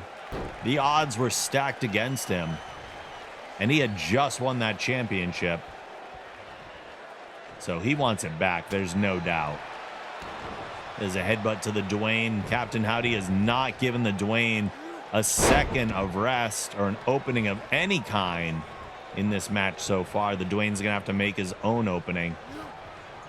But Cap ain't letting it happen so far. Oh, there's the Dwayne coming in with the kick.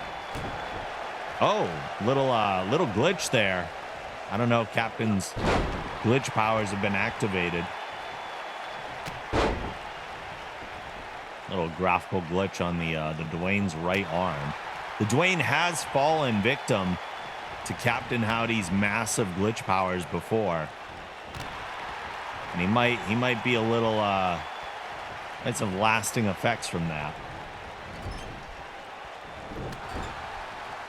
Can't believe Cap just no-sold that clothesline as well. The Dwayne with an interesting kick up. Sidestepping that leaping clothesline. The Dwayne's right there for the dragon screw, though.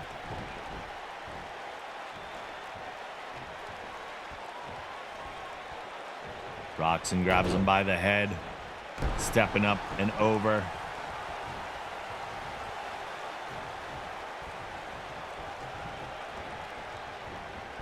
Against the ropes, the Demon goes as a drop down, a leapfrog, another leapfrog, and Cap grabs on.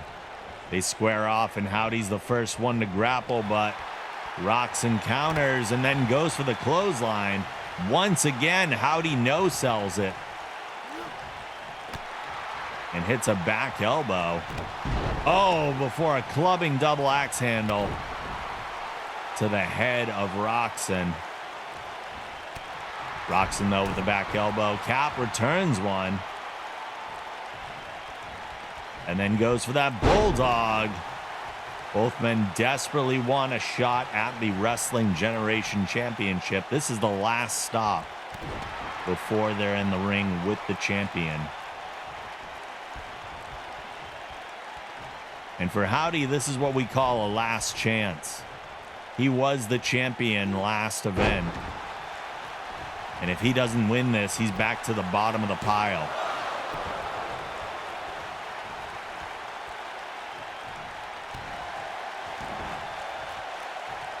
Everyone, when they lose their title, gets a last chance #1 contenders match before falling all the way down. If he can win this, though, he'll stay up here and earn himself another title shot. Oh, the Demon leaps on top of Roxon with a Luthez press and repeated right hands before going for the cover. 1, 2, 2 count.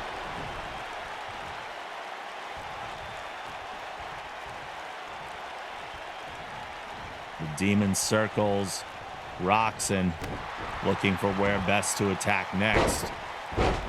And generally with Captain Howdy, that means a direct assault, as we see him slamming the head of the Dwayne on the mat. He goes into the corner and a clothesline.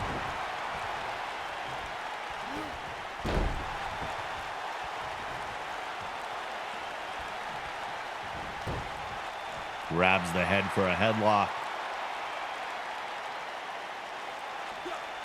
That's going to weaken Roxon, take some of the stamina out of him, make him a little more vulnerable.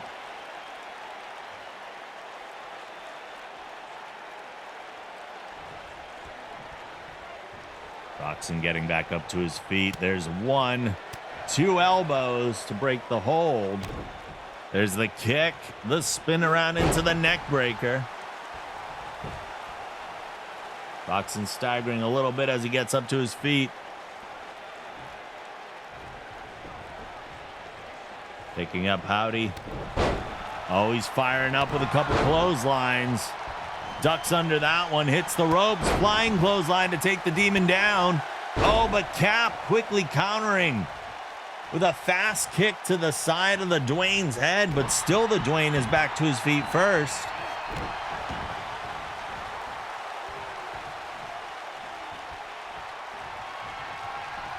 And it's a spine buster. It's a spine buster followed by the pin. 1, 2, 2.5, and Captain Howdy kicks out. Roxon cannot believe it. And it's the bargain basement elbow that could put the Demon away. 1, 2.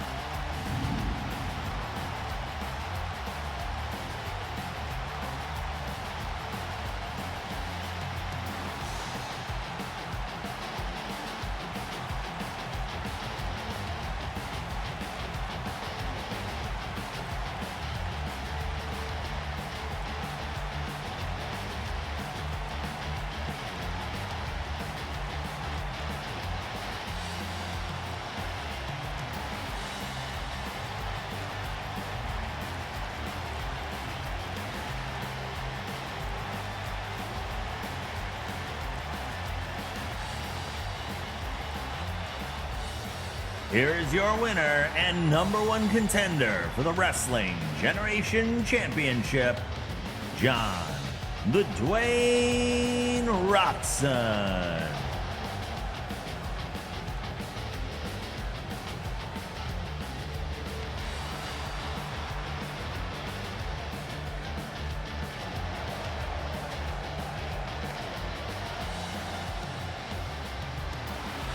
Big win for the Dwayne. He will go on to face the Wrestling Generation Champion next week, while Captain Howdy unfortunately falls down to the bottom of the rankings and will have to work his way back up the ladder to get into title contention.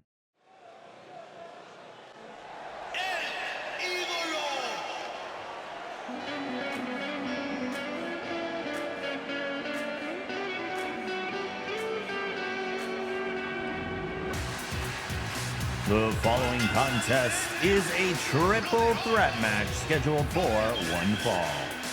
Making her way to the ring first, the Raccoon Queen, La Bandita.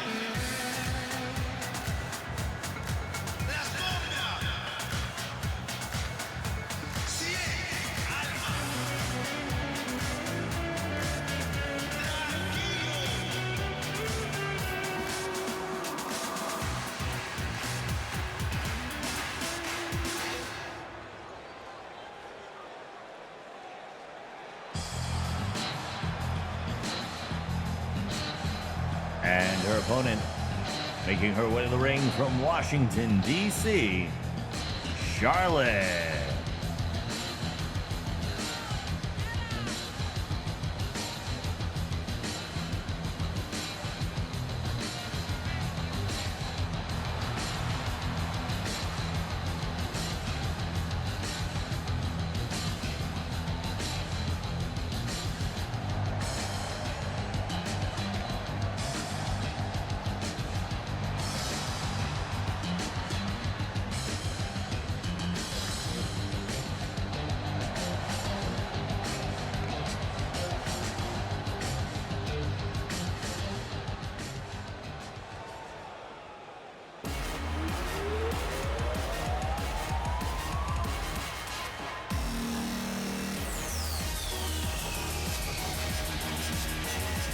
And their opponent, making their way to the ring from Portland, Oregon, Tales from the Crypt.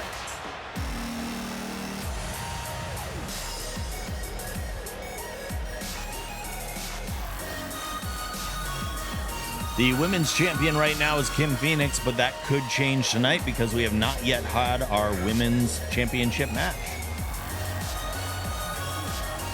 So we won't know who the champ is for next week until the end of the show.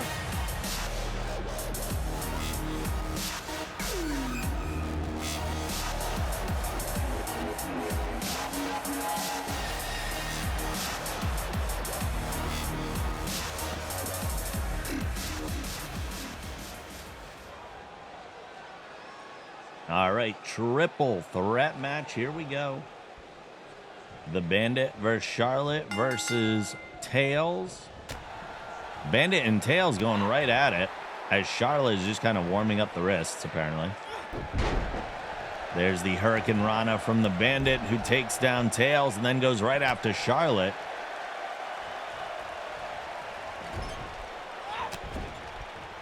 Would I ever want to be a booker? No, not really. Charlotte goes shoulder first into the post.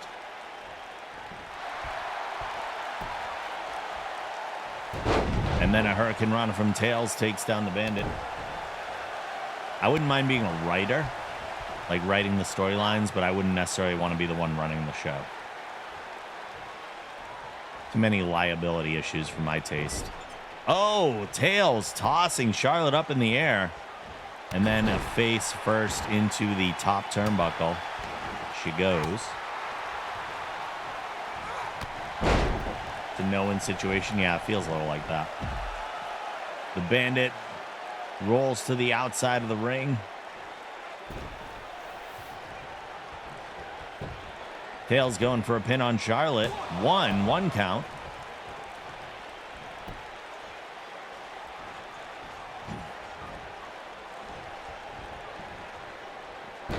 And Tails just throws Charlotte to the outside and leaps over.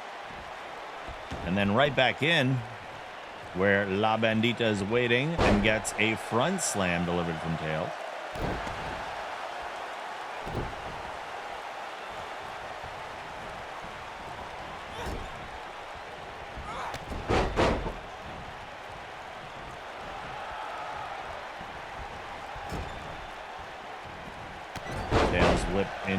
Whipping the Bandit into the corner.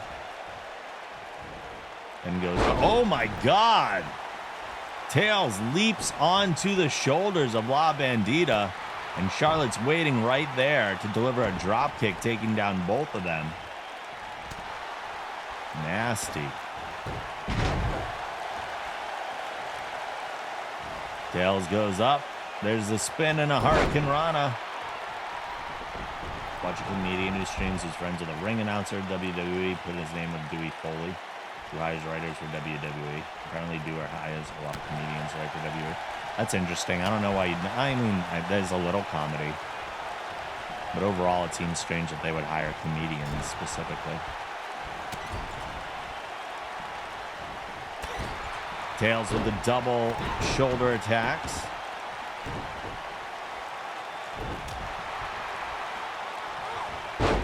Oh, both Tails and Charlotte going for something there, and both coming up short. But Charlotte with the insecurity to tails.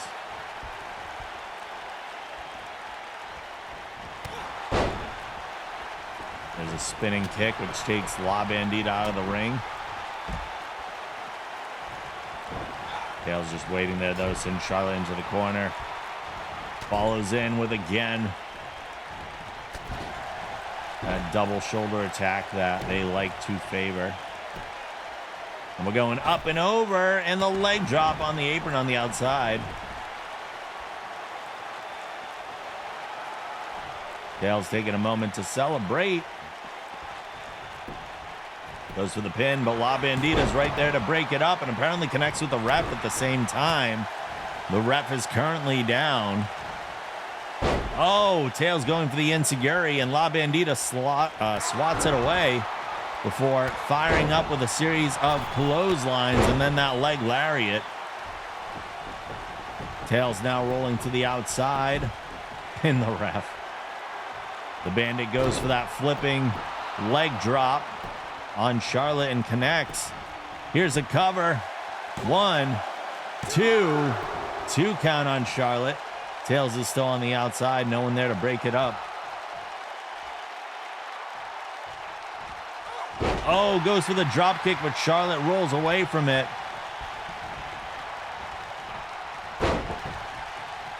Hip toss on the Bandit. Charlotte takes a moment to celebrate, but Tails is back in the ring. Tails goes for the kick. Charlotte counters. And now Tails rolls to the outside as Charlotte is firing up on La Bandita.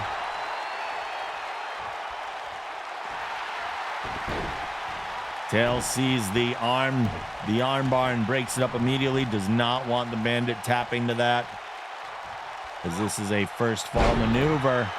There's the hook. Bandit's taking time to celebrate, and Tails takes the opportunity. Huge German suplex off the top rope.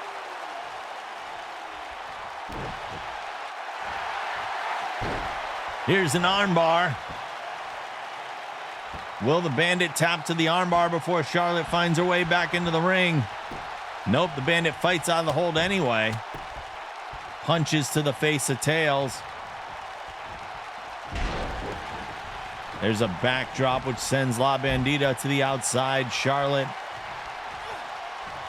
with a big body slam on Tails.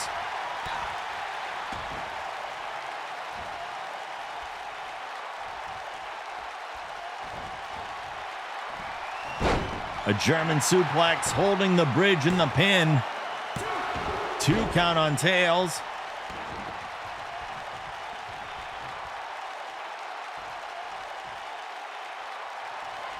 Uh-oh, Charlotte's looking for a finishing maneuver. But La Bandita's back in the ring, too. Charlotte's going for the submission hold. That's going to get broken up right away.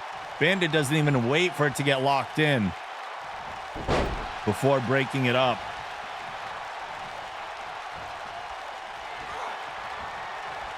Tails avoids the clothesline, and then a nice toss.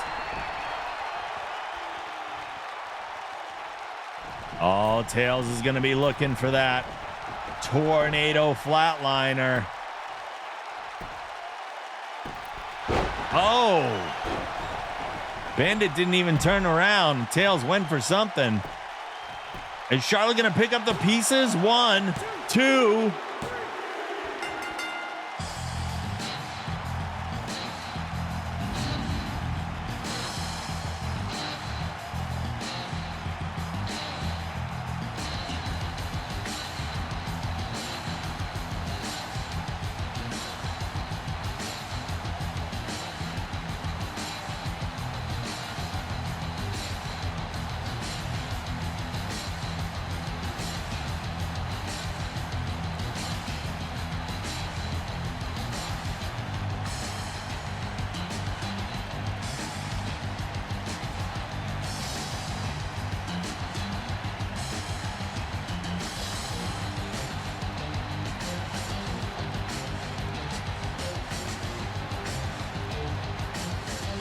Here is your winner, Charlotte.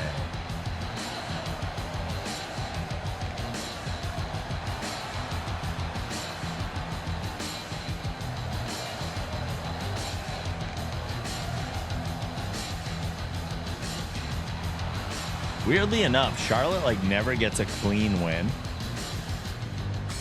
Like that was Tails hitting. That was like a train wreck of an ending. Tails hit went to hit something on La Bandita. The move like weirdly screwed up. I don't even know what happened. The following contest is scheduled for one fall, and it is for the Wrestling Generation Championship.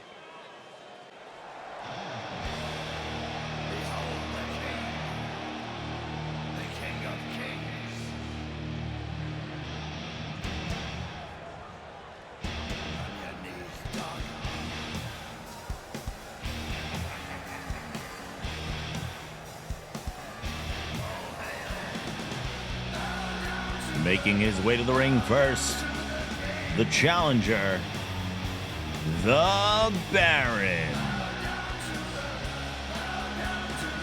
This should probably be on the right screen.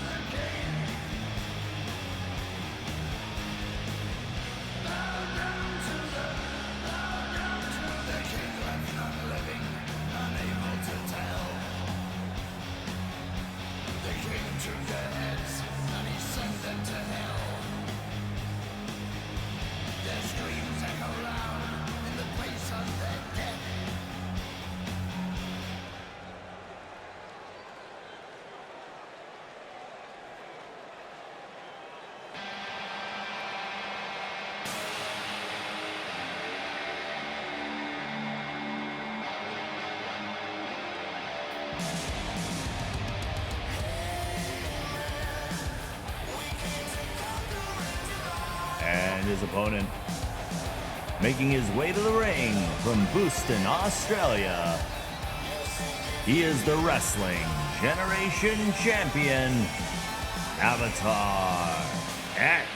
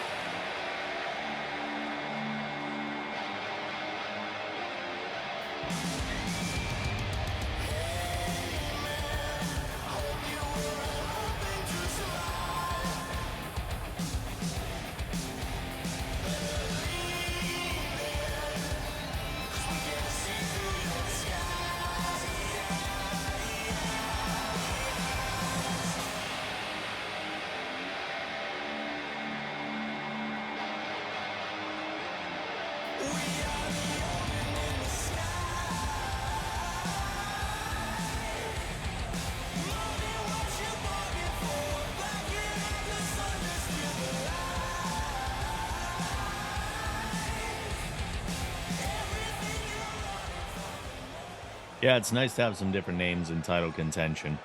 Avatar X shocked the world by picking up the win in last time we had an event. At the Elimination Chamber event, he won over 5 other people. Captain Howdy was the current champion, but he picked up the Elimination Chamber win. And the Baron won the #1 contendership the week before Elimination Chamber, which guaranteed him a title shot. Not during Elimination Chamber, but the week following. So here we go. This is where we find ourselves.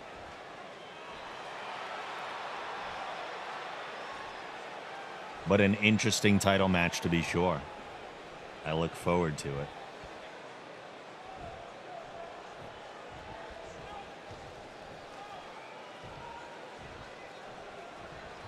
If the Baron can pick up a win here, this would be his first time holding the Wrestling Generation Championship.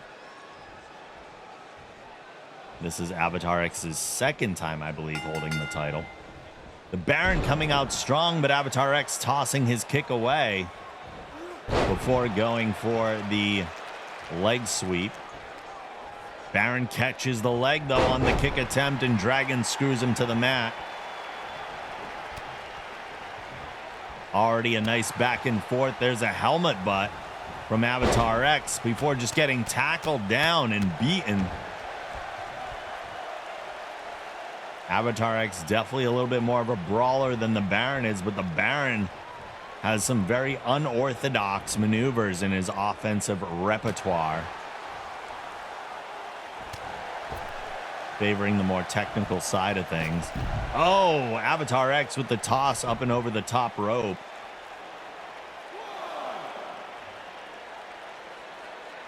Grabbing the Baron by the head and driving him head first into the floor.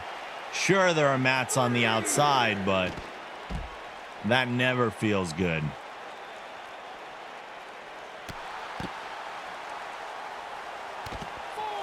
We're at a 4 count, and the men are far enough away from the ring to activate the separate spotlight. Is Avatar X just going to bring this to a count out so he doesn't lose his title? You can't lose it on a count out. Baron with the suplex, rushing back to the ring. Avatar X rushing back as well. Baron resets the count by going back out of the ring. Smart move by the Baron. He cannot win the belt on a count out.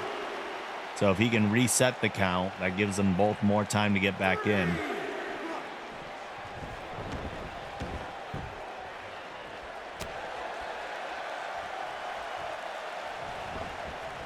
X with the whip into the corner, follows in. There's a somewhat of a forearm. Didn't seem to fully connect. Baron got a little bit of it. He sends him into the other side, but he takes down the ref in the process. There's the forearm into a bulldog. The ref is recovering, though, as X goes for the pin. 1 count, 2. Probably would not have been a 3 count anyway, but still, yeah, the ref's really being put through the ringer tonight. He's seen better days. Baron sending X into the corner. There's the drop kick to the lower back. Somebody needs to put him in the concussion protocol. Very true. There's a running European uppercut from the Baron.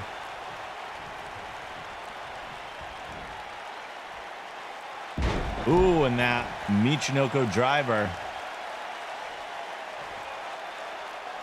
before the abdominal stretch. Grabbing that arm of Avatar X and just yanking the arm, thereby extending the abdomen. X fighting out of the hold, though. That hip toss releases him from it completely.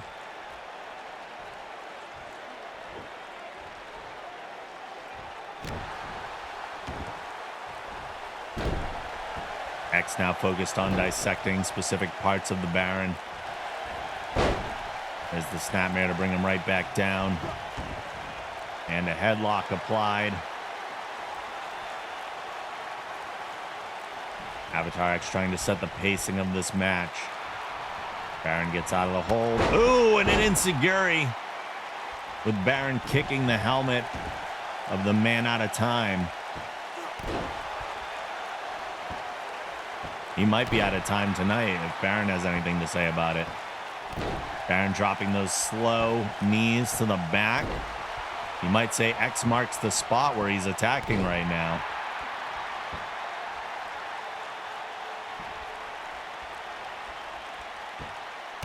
Continuing the assault, the Baron is not letting up here. Has maybe found a weak spot on the champion and is just drilling his knee time and time again.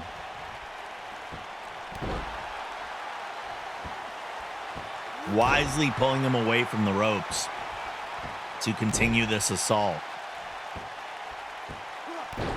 We're probably looking at somewhere around 12 knees to the back already.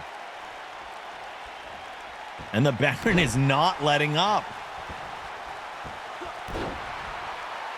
He works him over to the ropes with those knees and then pulls him back to the center of the ring before delivering another series of them.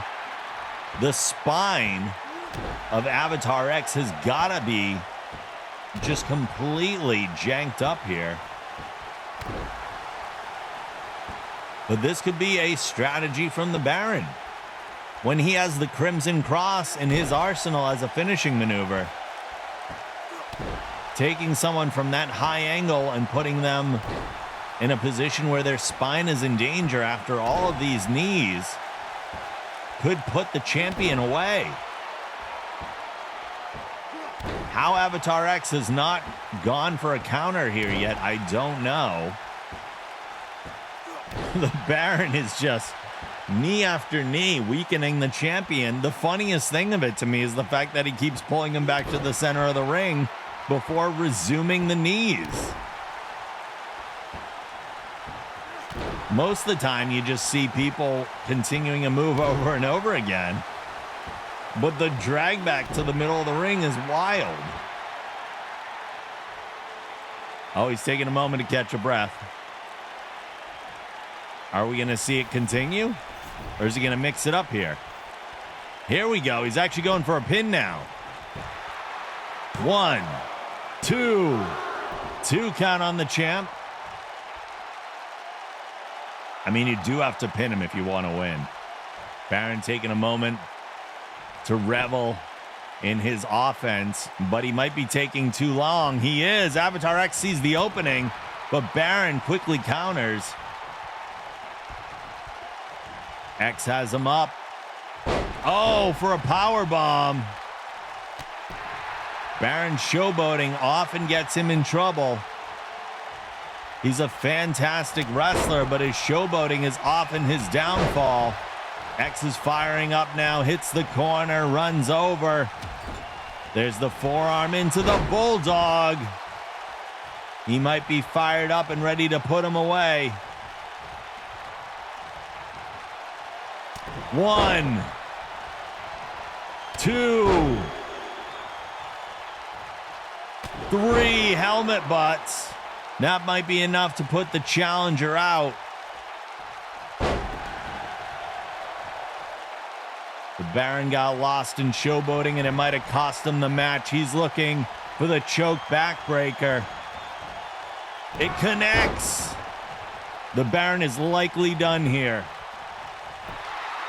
1, 2. Baron has kicked out of the choke backbreaker at 2. He is still in this match, but X is looking for that kick. He's not letting up, which is a wise thing to do, but there's the arm drag counter from the Baron. Will King Crimson pull this one out? 1, 2, 3, 4, 5, 6, 7, 8, 9, 10 in the corner. He's got him back to his feet, wasting no time. He rolls over. Look at this combo. Look at that combo. The suplex followed by the twisting cutter. 1, 2. 2 count on the champion. Baron's got to find the opportunity here. What's he looking for? What's he looking for? Is this sweet chin music? Oh, the super kick connects. We've never seen Baron pull out that maneuver before. But will it put the champion away? 1, 2.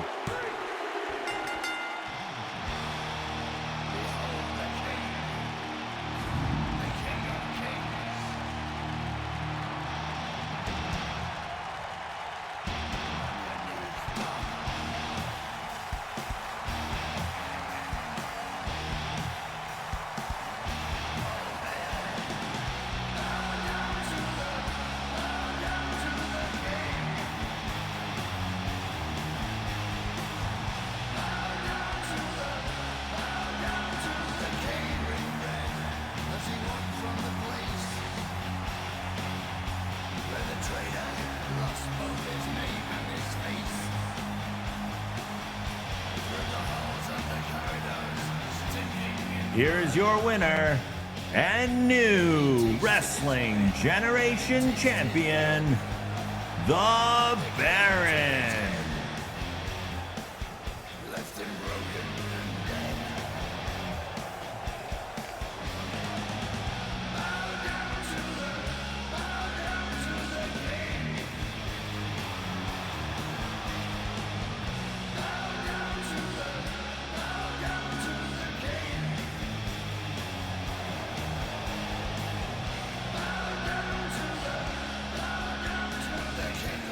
Massive win for the Baron tonight. His first time winning the Wrestling Generation Championship. Huge freaking win. What's up, Phantom Rain? How are you? Greg said you depowered Avatar X. Psst, please.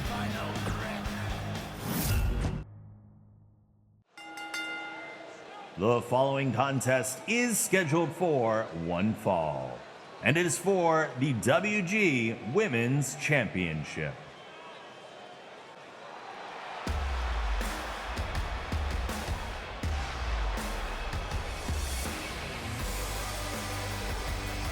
Making her way to the ring first, the challenger from the Ocean of Stars, Katie Peters Slays.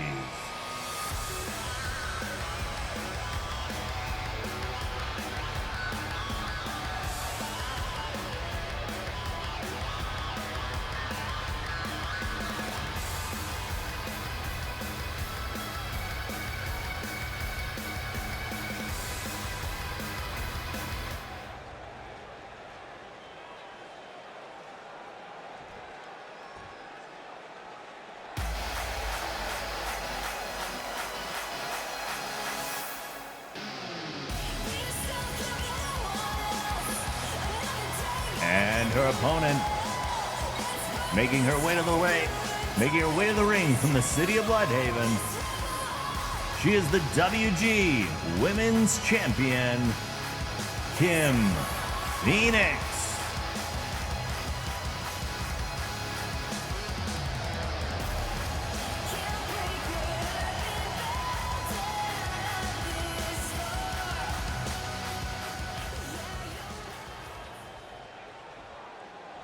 Little stumble on that announcement there.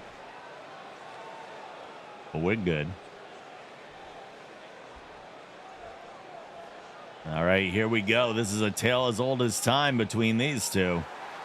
Katie Peters Slays, the longest running WG Women's Champion in Wrestling Generation history, versus Kim Phoenix, the current WG Women's Champion, who also holds the distinction of being the very first WG Women's Champion. I believe this is her third title holding. Lots of signs in the crowd. That's true. That's true.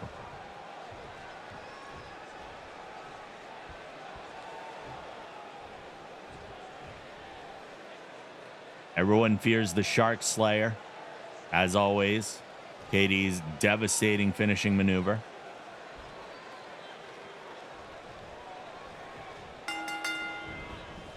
Phoenix goes in for the takedown right away, wrapping her feet around Katie's head and flipping her over. Hesitates for just a moment, though, and Katie's right there with the leg sweep.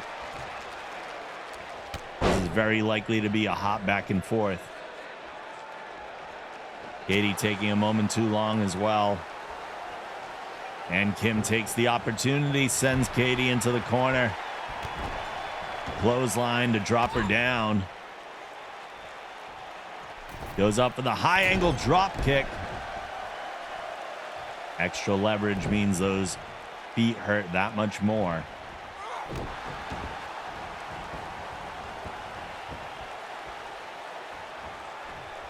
Drags KPS to the middle of the ring.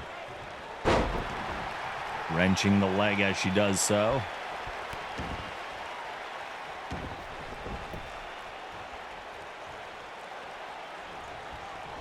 Katie turning around with a snapmare. Oh, just slamming Kim's head to the back of the mat. Or the back of her head to the mat. you know, one of those two things. Snap suplex.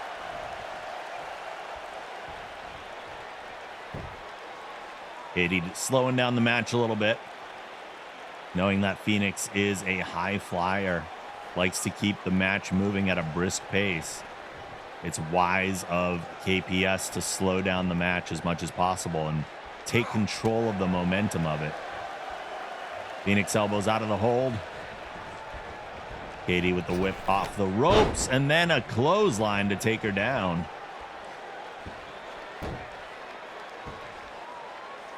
Again, controlling by keeping Kim on the mat. Here's the first cover.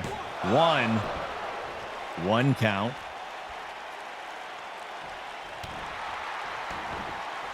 I'd like to see KPS against Fury, as would I.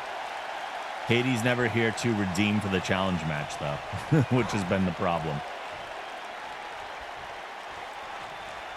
Oh, Kim turns her around, brings her back in the ring with a neck breaker on the second rope. Here's the cover.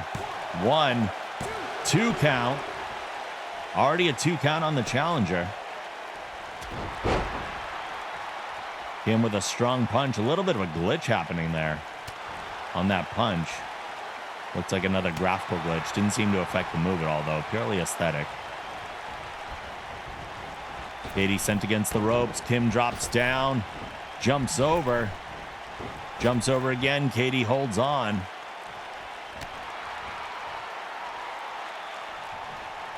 Kim back on the attack, sends KPS face first in the corner. There's a drop kick to the lower back.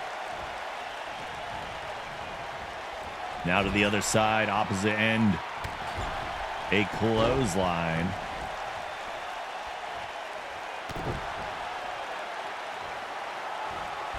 Kim just a little backflip just to show off, I guess. That was not a maneuver at all, just a taunt. Grabs a chin lock, but also wisely using the leg as leverage. Pushing the leg into the spine, but KPS is right out of that hold. Oh, that's what we call a sky high.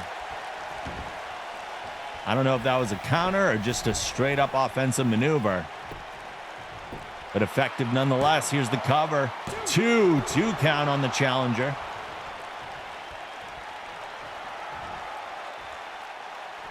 Don't think that Katie's down and out, though. We've seen her take a lot of punishment in these matches and then pull the Shark Slayer out of nowhere for a victory more times than I can count.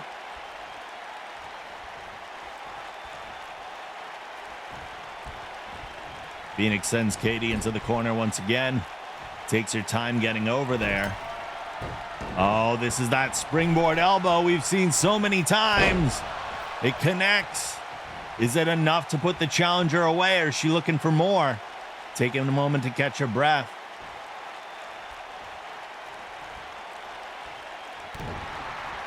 Hits the ropes, up and over into a backbreaker. Nasty maneuver. 1, 2.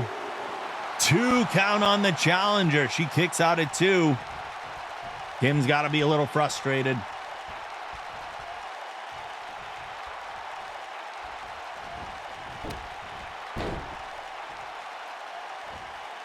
Kicks to the midsection. She's going to be looking for the moonsault to put the challenger away. It connects. That might be it. That might be it. 1, 2, 2. KPS kicking out of the moonsault. As per usual, Katie taking an insane amount of punishment and still staying in this match. It makes me scared.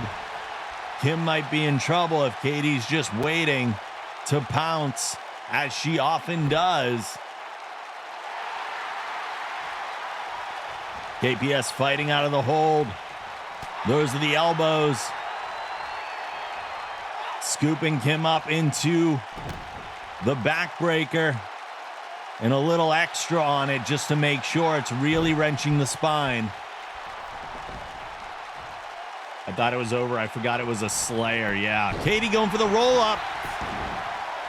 Might have been a rope break there. Kim grabbing control once again. Sends Katie into the ropes and a spear. A spear to take her down.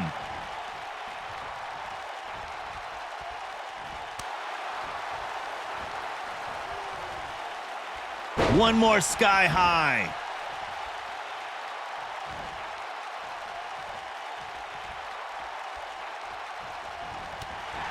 Katie with the kick to counter. Oh, no. Oh, no. Oh, it's a DDT. It's a DDT. I thought we were going to the Shark Slayer right there. I thought that might have been it. Katie again slowing down the match. Yes, we will be on Monday nights from now on, unless something changes. My Wednesday nights are totally booked up, unfortunately, so I had to switch it. Katie with the whip, sending Kim over the top rope to the apron, and a punch to send her to the outside.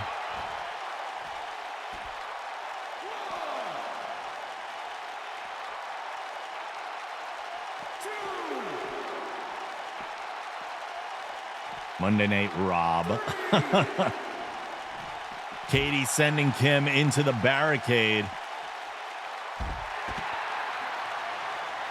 She's looking to do her damage outside the ring, but she has to be careful. She cannot win the title by count out, so she needs to send Kim back in the ring before the count runs out. We're at a 7. Kim sent her face first into the apron. Back in she goes. Phoenix possibly could have played that out, but wants to win it clean, it seems. Hurricane Rana to take KPS down.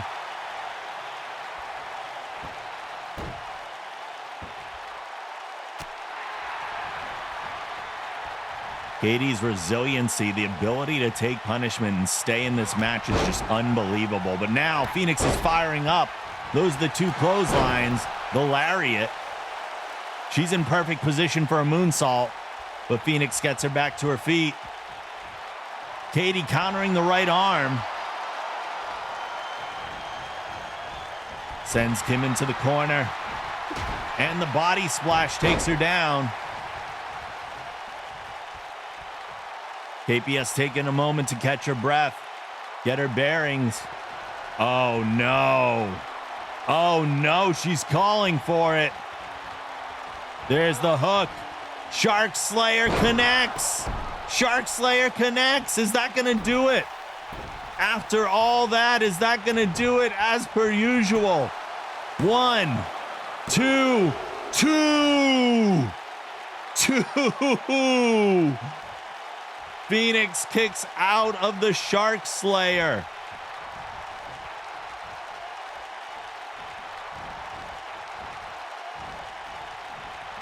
Katie dragging Kim over to the corner. Sends her face first and goes for the leg choke.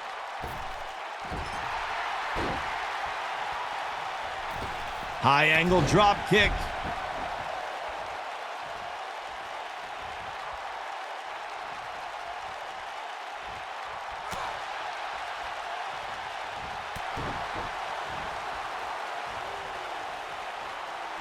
Kim with the snap suplex, the float over into the pin.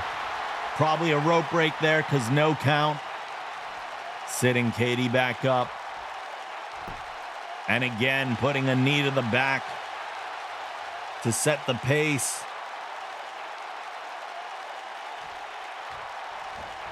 Katie fighting out of it. The elbows to the midsection. Kim gets control again. Whip to the ropes. Tilt-a-whirl slam. Another pin. 1, 2.